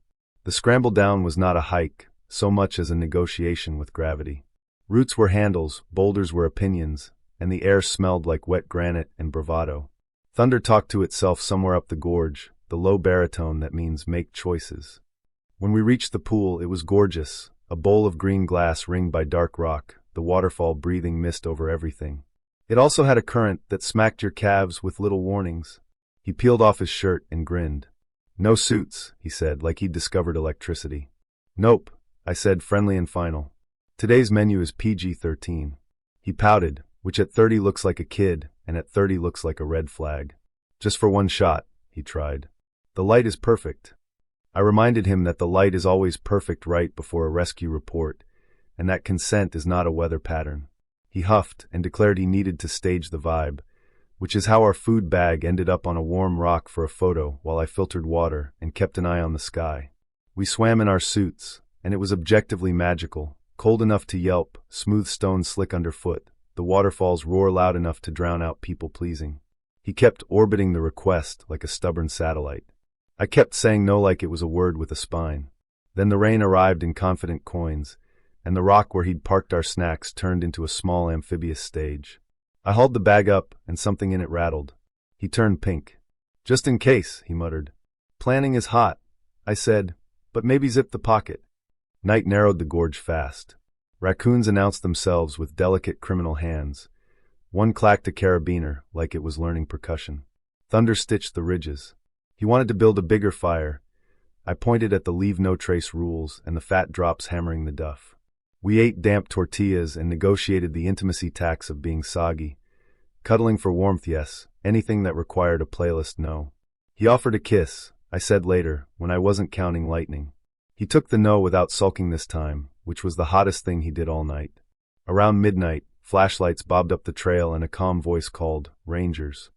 Reports of lights and yelling. Us, the raccoons, the sky, who could say. They checked we were okay, scanned our setup, and the beam landed on the mesh pocket of his pack where a small box glinted like an embarrassed lighthouse. The ranger, deadpan as granite, said, "Bears like anything that smells." My date made a noise that meant he'd be reliving this moment forever. I stowed the box deep with the stove fuel and our dignity. The ranger gave us the sermon about storms and swimming, and left with a nod that contained, somehow, mercy. We didn't sleep much. Water kept talking. Fear did the practical math. Steep exits plus rain equals don't be cute. At first light, the gorge looked scrubbed. We packed out every crumb, every regret molecule, and climbed carefully, 3 points of contact, and no more secret pools this side of trust. At the trailhead, he apologized for the pushing. I believed him, because sorry came out quiet and unperformed. We rewrote the rules on the back of a gas receipt. Adventures require aligned boundaries. Food never poses for photos. Our bodies are not B-roll. On the way home, the sun pretended last night hadn't happened. It had. We were better for it, scratched up, clear-eyed, and very much clothed. Cade's Cove was all postcard, hayfields glazed with dew, fog snagged on fences, the Smokies folded like quilts. We scored a car campsite under tulip poplars and set the rules while the kettle hissed. PG-13 cuddles, no playlist required activity, and pause means full stop. He saluted with a marshmallow skewer. Copy. Romance with breaks. It cooled fast, the kind of sly mountain drop that makes mammals consider questionable decisions. He zipped our sleeping bags together like a NASA docking maneuver and pitched body heat cuddles. Strictly PG, I said, tucking into his chest with a contented mammal sigh. 10 minutes later, he tried to escalate, hands wandering into airspace we hadn't cleared. Stop, I said. He froze, apologized, and for a beat we were fine. Then he popped open the bourbon to warm up, cued a tiny speaker, and started playing a playlist literally titled Bear Country Vibes. Quiet hours were a rumor. I said, let's dial it down. He grinned and said, relax, it's ambience, which is what people say right before the ambience earns a citation. He wanted a cozy camp TikTok and unwrapped a cinnamon roll for steam effect, propping it on the cooler for the shot. I said, locker. Now. He waved me off, 2 minutes. And then, because chaos loves a deadline, he went for cute, smeared a thumb of icing on the bumper and whispered, bare bump content, but like ethically? He saw my face and added, kidding, except he wasn't because the icing stayed. I did the grown-up sweep, all scented stuff in the bare locker, windows up, trash sealed. He pouted, filmed himself pouting, and hit post with our location tagged. It's fine, he said, stretching out in the bag he'd just tried to renegotiate. The thump came around midnight. Not metaphorical, a real, investigative whump to the bumper, followed by a huff that said the night shift had arrived. We went statue-still. He whispered, thrilled. It worked, and my blood turned into a lawsuit. Before I could stop him, he unzipped the tent 3 inches, phone in hand, flashlight already on. Don't, I said. He pushed it wider anyway for a quick, no-face clip, and in the same motion hit the car fob. The alarm detonated into the quiet like a crime. The bear startled, swung its head, and ghosted into the trees, spooked but now educated about frosting and cars. My stomach did the exact opposite of romance. Headlamps bobbed, a ranger's flashlight painted the nylon. Ranger, came the calm library voice. We met her at the zipper. She'd already clocked the sticky bumper, the cinnamon roll box now crumpled in the footwell, the speaker, and the bourbon halo. She asked for our IDs, then delivered the sermon that should be stapled to every cooler. Food conditioning kills bears. Alarms and lights teach them new skills. Content is not a defense. She wrote a citation, her tone kind but iron. He tried a joke.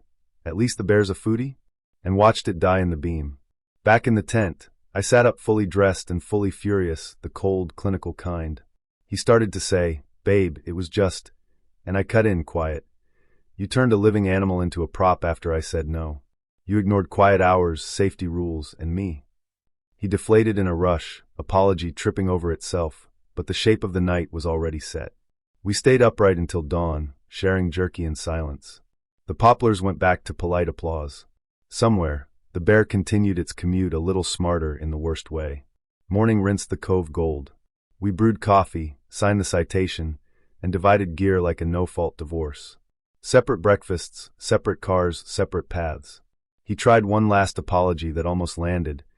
I believed the part about being sorry and not the part about everyone does it. Before I left, I double-checked the locker and scrubbed the bumper clean. On the loop road, cyclists drifted past like ghosts and deer stepped from the mist with that unbothered grace I want for my life. I felt upset and oddly clear. Romance is warmer when it respects the rules, the wildlife, and the word stop. The mountains can keep the drama. I'll keep the bears wild. The listing promises luxury under the stars. Canvas tent, queen bed, string lights, a private outdoor shower framed by wild ferns, a composting toilet for the eco-chic. On the gravel drive, crickets warm up like an orchestra, and we set the ground rules in plain language. Private stays private. Nothing gets filmed without a clear yes. If one of us says pause, everything stops. He pops the trunk like a stage reveal, ring light, tripod outfits. Tasteful headless selfies, he says, bright with ideas. I point to my face. No cameos. No posting without my go-ahead. He mimes locking his lips. I want to believe him. From 10 feet away, the tent could be a magazine spread, linen duvet, enamel mugs, fairy lights draped like a vow. Up close, the zipper sulks and the private shower looks straight onto a horse trail. I stand under the tin rose of the shower head and test the sight lines. A rider in a red jacket appears between the ferns, tips 2 fingers from the brim, and keeps clopping. I wave back in my swimsuit and feel like a park ranger at my own bathroom. He rigs the tripod low, angles the light toward the green, coaches. Turn your shoulder. Laugh without sound. I let him get 3 frames and then spot the trap, my reflection tucked into the polished rim of the enamel basin like a signature. Delete. He hesitates, half a heartbeat, but I see it, then does it. Trust loosens a button, but doesn't fall off. The composting toilet is cute the way raccoons are cute until they open the cooler. The sign says add sawdust generously. He lifts the lid, recoils, and coughs aspirational. Gnats rise in a tiny tornado. My silk lounge set, bought for a weekend of soft luxury, becomes a buffet for anything with wings. He keeps nudging for just one more headless set, and the gnat cloud answers first, feasting on his calves. I snap the best photo of the trip, him mid-swat under a halo of ring light, mouth in an O of revelation, and he actually laughs. Learning looks good on him. We try to settle. Wine in enamel cups. Cheese sweating in the humidity. Frogs tuning up. He leans in. I meet him halfway. A tick walks a little figure 8 along my collarbone like it's browsing. I pluck it free with tweezers, tape it down, and say, "Tick check later. Dr. Mode." He nods hard, all jokes stowed. That, too, is a kind of closeness. Twilight lays a bruise across the ridge. A generator somewhere in the RV loop hums like a wasp. The shower drain glugs. A deer shatters through brush and freezes at the edge of our lantern glow. Statue pale, black eyes. We all hold still. The deer tips its head, vanishes. My pulse drags. It's not danger, it's exposure. The sense of being visible to people we never invited. "Okay," he whispers. "Only if tonight's audience is trees." He closes the case on the ring light without sighing. That's a yes I can work with. Foil packet pasta on a backpacking stove tastes like triumph. We eat in hoodies while moths orbit our headlamps. He tries a joke about Michelin-starred compost, sees my face, and steers into honest instead. "I keep thinking if I capture it, I'll keep it," he says. "But when I look through a screen, I lose you." I tell him I prefer being seen to being filmed. He absorbs it slowly, as if turning a river stone in his hand. Rain comes in on soft feet, then commits. Canvas talks back in drumming syllables. We zip. We lie down. The bed sighs like a small ship. The zipper catches again and again, little teeth grabbing at the night. When it's time for the tick check, we do it like a checklist, lamp bright, hands careful, commentary light. One on his thigh. One in a place that requires trust and steady breaths. Clinical, not coy. I've never loved someone more than when he thanks me for being thorough. "Any chance of a few warm photos?" he asks later, voice low, more question than script. "No." "Okay." He rolls onto his back and listens to the rain. The generator quits. The night widens. Somewhere close, a horse nickers in its sleep. The toilet does what toilets do. None of it is glamorous. All of it is real. Morning unspools in silver. Ferns jeweled. Canvas steaming. We brew coffee so strong it could vote. He scrolls to his drafts folder and deletes 3 clips. No speech, no flourish. Just a thumb and a choice. We sit on the tent step under one blanket, shoulders warm, ankles cold, and watch mist edit the valley. We pack slowly. Sawdust in the bin. No wrappers, no crumbs. He tucks the ring light into its case and sets it back in the trunk with the caution you use for breakables you're not sure you need anymore. At the edge of the gravel, he says, "I want us more than I want footage." I squeeze his hand. Same. We rewrite the weekend on a napkin before we leave. No cameras when it's just us. Silk is for city nights. Tick checks are love letters. Shower when the horses are at lunch. Privacy beats lighting, every time. Shenandoah keeps its mist. We keep our faces, and our yes, off camera. The lane to the cabin was a gravel sentence with too many commas. Pause, bump, pause again to avoid a puddle shaped like Ohio. Spruce Knob wore its usual crown of weather. Clouds snagged on treetops and dragged their feet. He squeezed my knee and said the thing men say when a plan has vibes. Off-grid, just us, no neighbors, no noise. We set our ground rules at the mailbox shaped like a trout.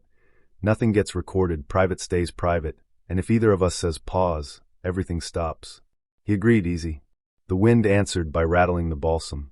From 20 feet, the cabin looked perfect, like a postcard had fallen over and grown a deck. Inside, the aesthetic was Pinterest pioneer, rough beams, plaid throw, enamel mugs that made coffee taste like campfire and optimism.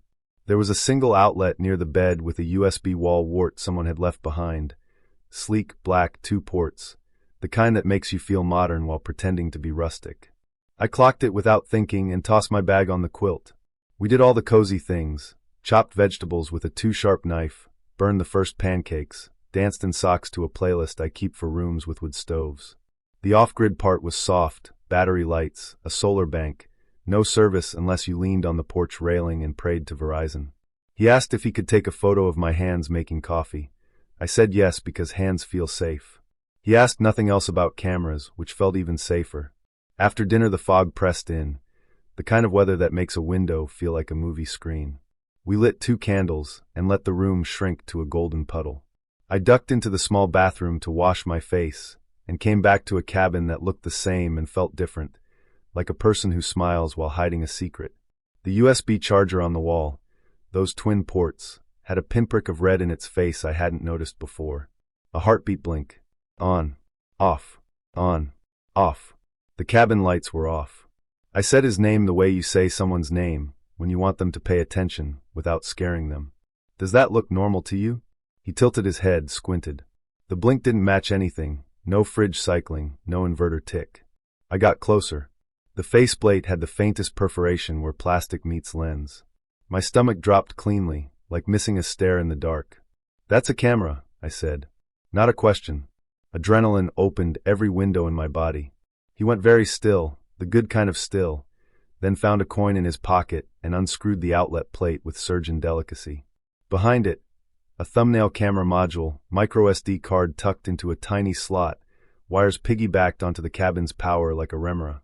The card's label said 64 gigabytes in cheerful silver. The fear wasn't cinematic, it was domestic and immediate. I kept my voice low but solid. Step 1, this stops recording. Step 2, we leave. He nodded, slid the card out, and held it like it might bite. We put everything exactly as we'd found it minus the card. No righteous rage, no smashed plastic, because a deputy would want to see it as is. He grabbed the keys, I grabbed the emergency blanket and the cabin binder, and we went outside to the porch where the air felt like it belonged to us. No bars. Of course. We walked the gravel lane until a single dot of service blinked in the top corner of the screen, like a firefly with a bad battery. He called the county sheriff's office and explained. Rental cabin, strange USB charger, camera inside. We are 2 people who do not consent to being filmed. The dispatcher's voice was steady and human. Wait by the road if you can. A deputy's on the way. We sat on the tailgate in the emergency blanket like a 2-person burrito and let the fear talk until it ran out of original lines. He said, I'm sorry I didn't notice. I said, I'm glad you believed me when I did. The fog licked the gravel. A pickup passed and slowed, then continued, just a neighbor proving you can be nosy and kind at the same time. The deputy arrived with his lights off, boots crunching soft. He had the face of someone who has seen worse and would prefer not to.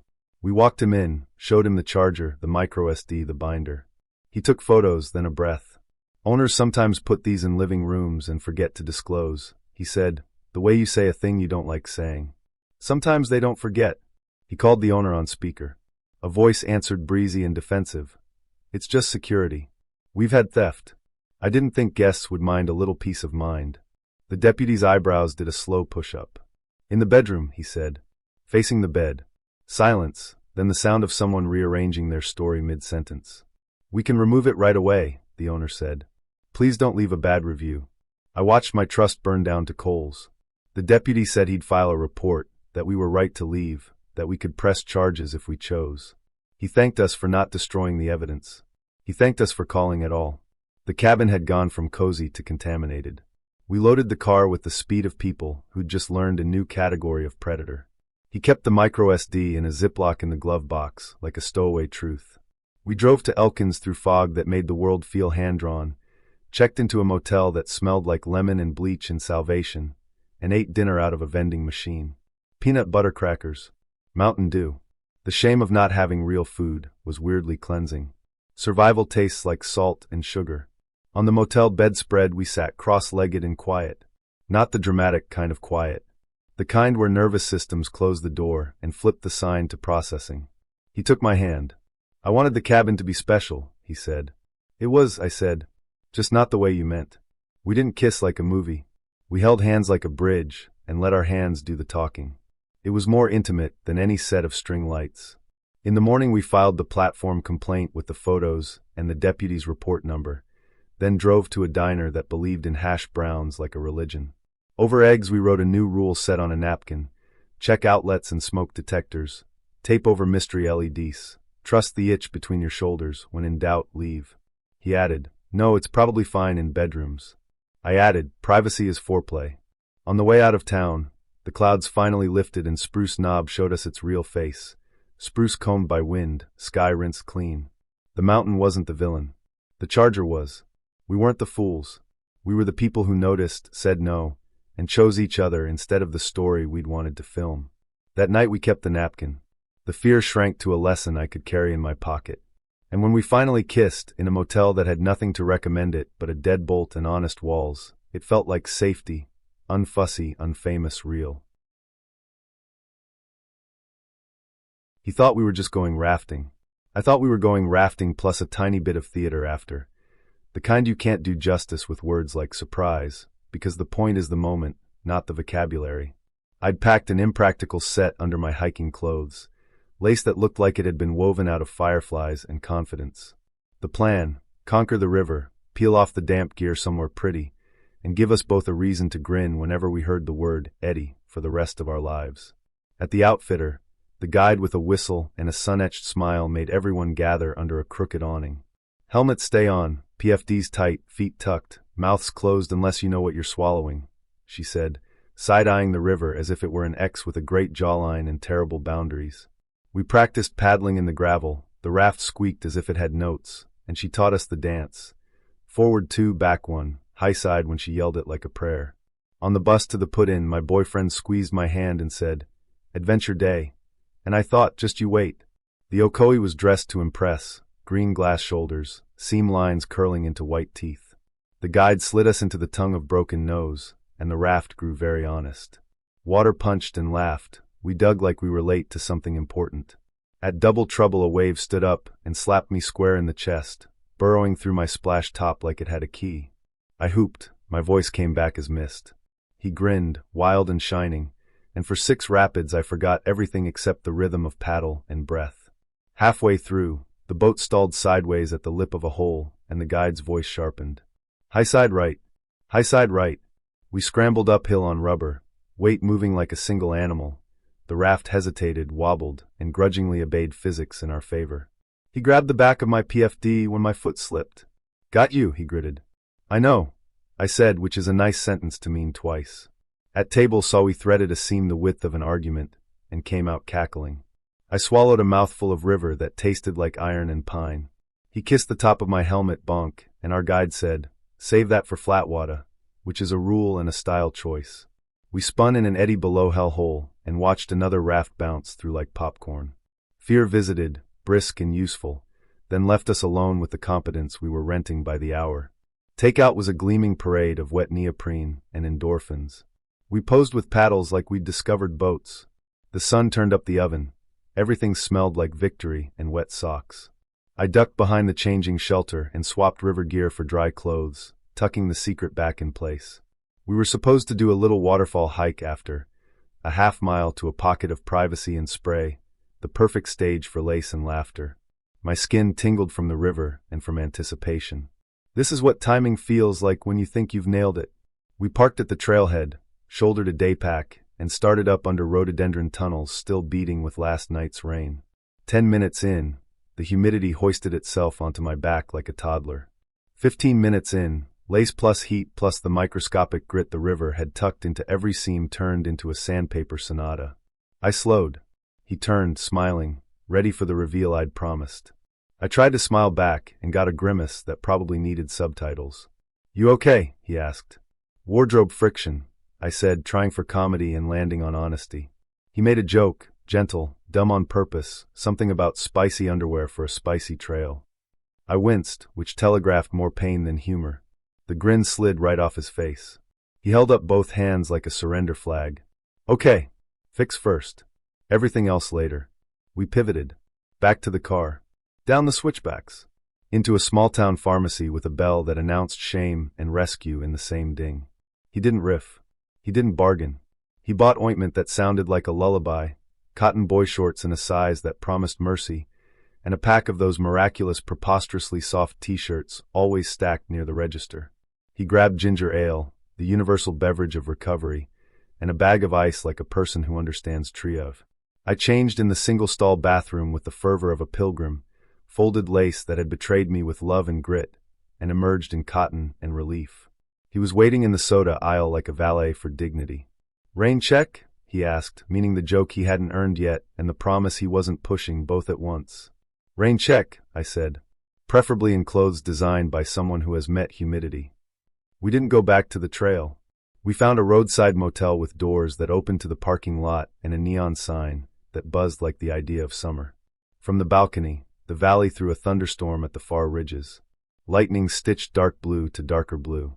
We sat in silence that wasn't empty, legs touching, ginger ale sweating into our palms. "I'm sorry I joked," he said eventually, eyes on the storm. "I panicked. I didn't want you to feel like you were letting me down. I wanted to surprise you," I admitted. "I didn't pack for physics." He nodded. "I like surprises that don't hurt you." We watched the rain pull scent up from the pavement until the whole world smelled like a wet stone and second tries. He asked if he could put ointment on the hard-to-reach spot, voice careful. I looked at his hands, steady and ridiculous holding that tiny tube, and said yes. We turned the motel bedside lamp into a clinic light and the joke into a kindness. Intimacy, it turns out, looks extremely good in 40-watt honesty. By the time the storm rolled on, the ache had dialed down from sermon to footnote. We split a paper boat of fried pickles from the diner across the road and made a list on a napkin. River first, romance later, cotton beats lace in August, carry a pharmacy in miniature, timing is foreplay, jokes are seasoning, not dinner. He added, "Listen the first time," and underlined it without looking at me. We fell asleep to the air conditioner's courtroom hum, skin cooler, nerves unbunched. In the morning we drove the gorge with the windows down, both of us laughing every time we passed a raft photos available sign like it was a private punchline. At a pull-off, we leaned on the guardrail and looked at the river reprise itself in green, white green.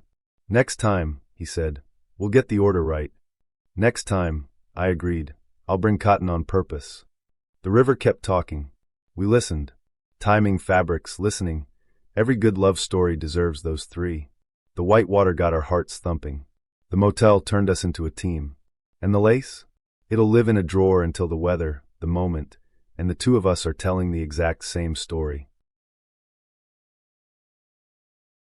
We picked a creekside site because water sounds like sleep and photographs like competence. The sky said maybe, the forecast said 30%, which is mountain for pack a boat. We set the usual rules before dinner. Private stays private, nothing happens without a clear yes, and pause is a hard stop. He nodded, kissed the air like a seal, and produced 2 low-dose gummies as if presenting cufflinks. "Enhance the campfire," he said. I checked the label, 2.5 milligrams each, and the horizon, stacked clouds like laundry. "Fine," I said. "Half now, the rest never." We chewed and fed the fire until it quit sulking. The creek gossiping over rocks made us both softer. The edible arrived like a dimmer switch. Color went up, edges rounded off, the sparks climbed in slow motion, and I could hear every pine needle land. We started telling small stories you only tell outdoors, first crushes, worst jobs, secret snacks. He slid closer on the log, and I slid closer back. Our elbows formed a treaty. Somewhere upstream, a barred owl asked its impossible question. The first thunder sounded like a door closing 2 ridges away. We did the counting game. 1 Mississippi, 2 Mississippi, 3 stop at 8. "Miles," he said, vaguely confident. "Kilometers," I said, the edible turning me pedantic. Wind moved across the creek like someone exhaling. Then the second thunder showed up faster. 1, 2, 3 flash, boom. Rain tapped, then committed. You could smell the dirt waking up. He reached for me, the kind of reach that's sweet around a fire, and not so sweet when electricity starts running drills above your head. I put my hand on his wrist. Not tonight, I said. Storm brain. He laughed, a little too bright, and slid his hand back, then forward again. I felt that tug between wanting to be wanted and wanting to be safe, a tug the edible stretched like taffy. No, I said out loud with a spine. His smile flickered. Right, he said, both proud and embarrassed, and zipped his own bag halfway as if to prove he understood. The rain went from audience to lead actor. Our fire flattened with a hiss so theatrical we applauded out of habit, then hustled to tarp mode. Time got weird. Headlamp beams turned the rain into strings. Every drop looked personal. We moved like a two-person pit crew, lines around trees, corners low, stakes at an angle, even as the creek fattened a little, testing the banks. The edible made the sound of water bigger than sense. For a slippery minute, I believed the creek was rising fast enough to take the tent for a walk. High ground, I said. He looked at the slope behind us, considered the fact that our tent was already weighted with our stuff and our dignity, and said, Move it. Fear put the pep back in our choreography. We frog-marched the tent 3 meters uphill, while thunder did the countdown in our ribs. A branch cracked somewhere close, the particular gunshot of a widowmaker letting go, and we ducked without thinking. It landed far enough away to be lesson, not headline. 2 headlamps bobbed through the trees toward us, steady and unhurried. Y'all good, a voice called, low and practical. A couple we'd waved to earlier, 50-ish, rain jackets that understood rain, the calm of people who own real tarps, stepped into our little cone of light. We were not good in the precise way that means we're safe but dumb. We explained, creek, storm, edible, oops. They grinned. We've got a 12 by 12 and cocoa packets, she said. Trade you for company. We built a communal fly in the lightning's intermissions, for corners low, one side staked into the hillside. Under it, lantern glow made a tent of freckles on everyone's faces. The cocoa tasted like childhood and triumph. The couple knew weather, taught us the 30-30 rule, eyeballed our tree choices, and moved our metal mugs out from under the highest point like a magic trick. Lightning flashed, 1 Mississippi, 2 boom. 2 miles, he said this time, no debate. Fear did a new thing. It got loud and quiet at once. The edible stretched seconds between flash and bang into rope we could climb or hang from. He started breathing too fast. I watched his pupils do math. Hey, I said. 5 things you can see. He swallowed. Blue mug. Yellow rope. Your ridiculous hat. Raindrops like strings. Her boots. 4 things you can feel, I said. Wet socks. Cold tarp edge. Your knee. Cocoa cup. His breath caught the rhythm. 3 things you can hear. He let the storm list them for him. A grin broke through like sun that refuses to be reasonable. He squeezed my hand once and let go. Something rummaged near our old fire ring, delicate hands, small clacks. Raccoon. The couple shined a light and clapped. The bandit retreated, scandalized. We told each other breakup stories, edited for weather. He confessed to a past self who confused persistence with romance. I told the time I dated a man who called hiking walking but braggy. Lightning stitched the ridge, slower now. The creek stayed where creeks belong. Around midnight the storm slid away like a pulled curtain. We said goodnight under the communal fly, as if we'd always met this way. Back at our relocated tent, the rainfly dripped a slow metronome. He unzipped his bag and stayed in it. You were right, he said into the dark. About the storm. About not that. His voice had the shape of fear that had learned something. Thanks for stopping me. Thanks for stopping, I said. And for letting me be the unfun police. We laughed into our hoods. The creek resumed its gossip at a conversational volume. I slept in polite little pieces, dreams zinging with static and cocoa steam. Morning arrived scrubbed. Everything wore sequins. The couple waved from their sight and held up the empty cocoa packet like a trophy. We boiled water for coffee and watched steam lift like ghosts leaving. He handed me a mug without filming it and said, Note to self, don't add new sensations during a thunderstorm. I added, don't camp in a drainage. We wrote a list on a dry tortilla wrapper because paper was a myth. Storm first, feelings later. If the creek is the prettiest thing at camp, we're too low. Edibles are for bluebird forecasts. Pause is not a negotiation. On the drive out, the forest steamed, and the road threw back the sky. He said he'd like to be friends, the kind who still hiked together and split cocoa under other people's tarps. I said that sounded like the safest kind of yes. Somewhere behind us, last night's lightning was already old news, but my body still carried the lesson. Fear is a good teacher if you don't argue with it. And intimacy isn't just heat, it's hearing no in a storm and saying okay, then passing the cocoa. The hidden hot spring turns out to be a warm seep on posted land, ringed with trail cameras that blink like red pupils. He says, "We'll be quick," and puts a toe in anyway. She points at the "No trespassing" sign and the mineral crust that means the land is fragile and protected. He rolls his eyes and starts filming a 5-second, "we found it" clip. Headlights cut through the trees. A side-by-side noses down the ruts. The driver, older, calm, stern, kills the engine and asks for names. He doesn't yell. He doesn't brandish anything. He just gestures to the cameras and the sign and says, "You're on my land, and you don't have permission." She apologizes, hands up. He nods once and offers to escort them out. Then her date makes the mistake. He keeps filming. "This'll make a great story," he whispers, and the lens swings toward the man's face. The landowner's voice flattens. "Delete that." A second side-by-side idles up. Neighbor, same measured quiet. Now there are 2 vehicles and a narrow lane out. She elbows her date. He deletes, finally, and the men lead them to the county road without another word. It should end there. It doesn't. They set up at a legal campground an hour away, embarrassed and shaky. The first truck rolls past slow with its high beams, then a second. At the bathhouse, she catches her face on a local Facebook group someone's scrolling, screen capped from his earlier Instagram story with the location sticker still on. Trespassers out by the spring. Comments spiral. Plate numbers, threats of calling the sheriff, fine, and a handful of replies that don't sound like calls to the sheriff at all. Her date says, "It's just online noise." She feels the opposite of noise.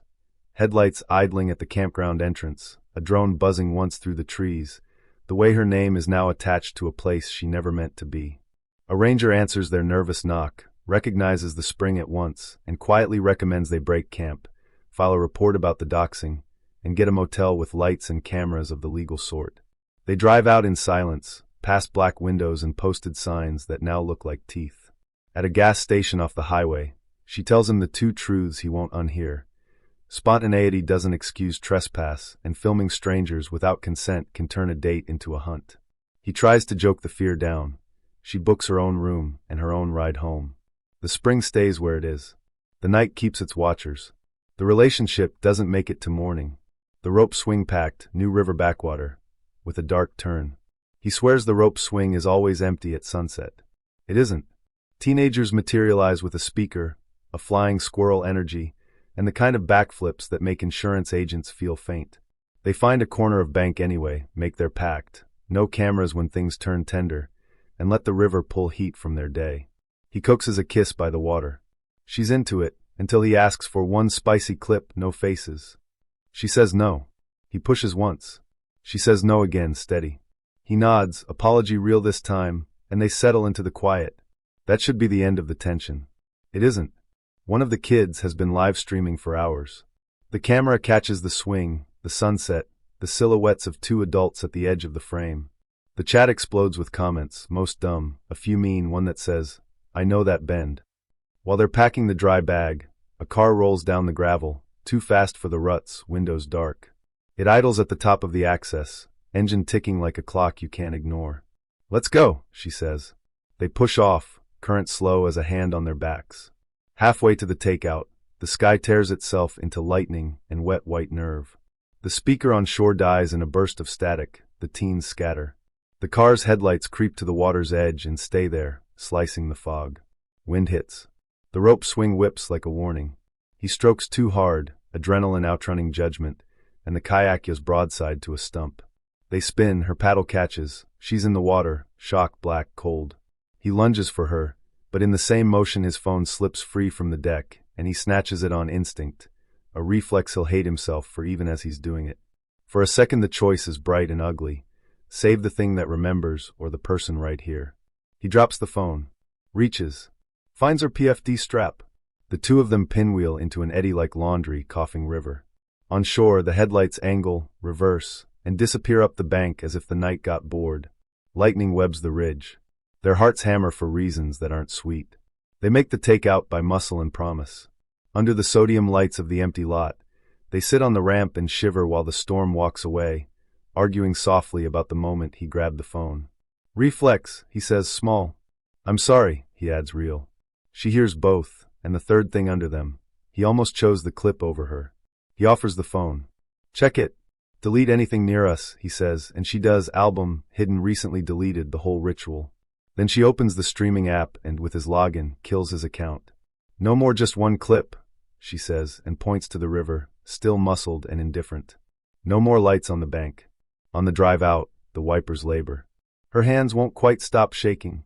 They pass the rope swing, dark now, a shape that belongs to daylight and better judgment. The nightmare wasn't the storm. It was the sudden knowledge of what he'd almost chosen. He grips the wheel at 10 and 2, and doesn't ask if they're okay. She doesn't answer the question he didn't dare say out loud.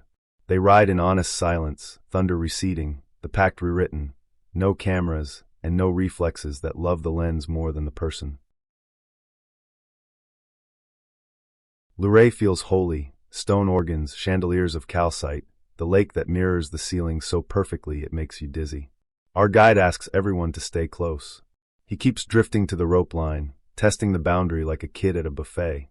When the guide kills the lights for the total darkness demo, he leans to my ear and whispers, "Imagine being lost down here together for days," and I feel his breath more than the joke. A minute later, he asks the guide how often people go missing. When she says never, he smiles like he wishes the story were better. I catch him palming a tiny flake of stone near the walkway. "Souvenir," he mouths. I make him put it back. He does, but slow. We're too broke for a B&B, so he insists on top floor, end of the row, best sight lines. He says it like he's done recon. At check-in he chats the clerk up about which rooms have adjoining doors, and which camera in the lot is broken. He calls it situational awareness. I call it a chill up my spine. The room smells like citrus cleaner and secrets.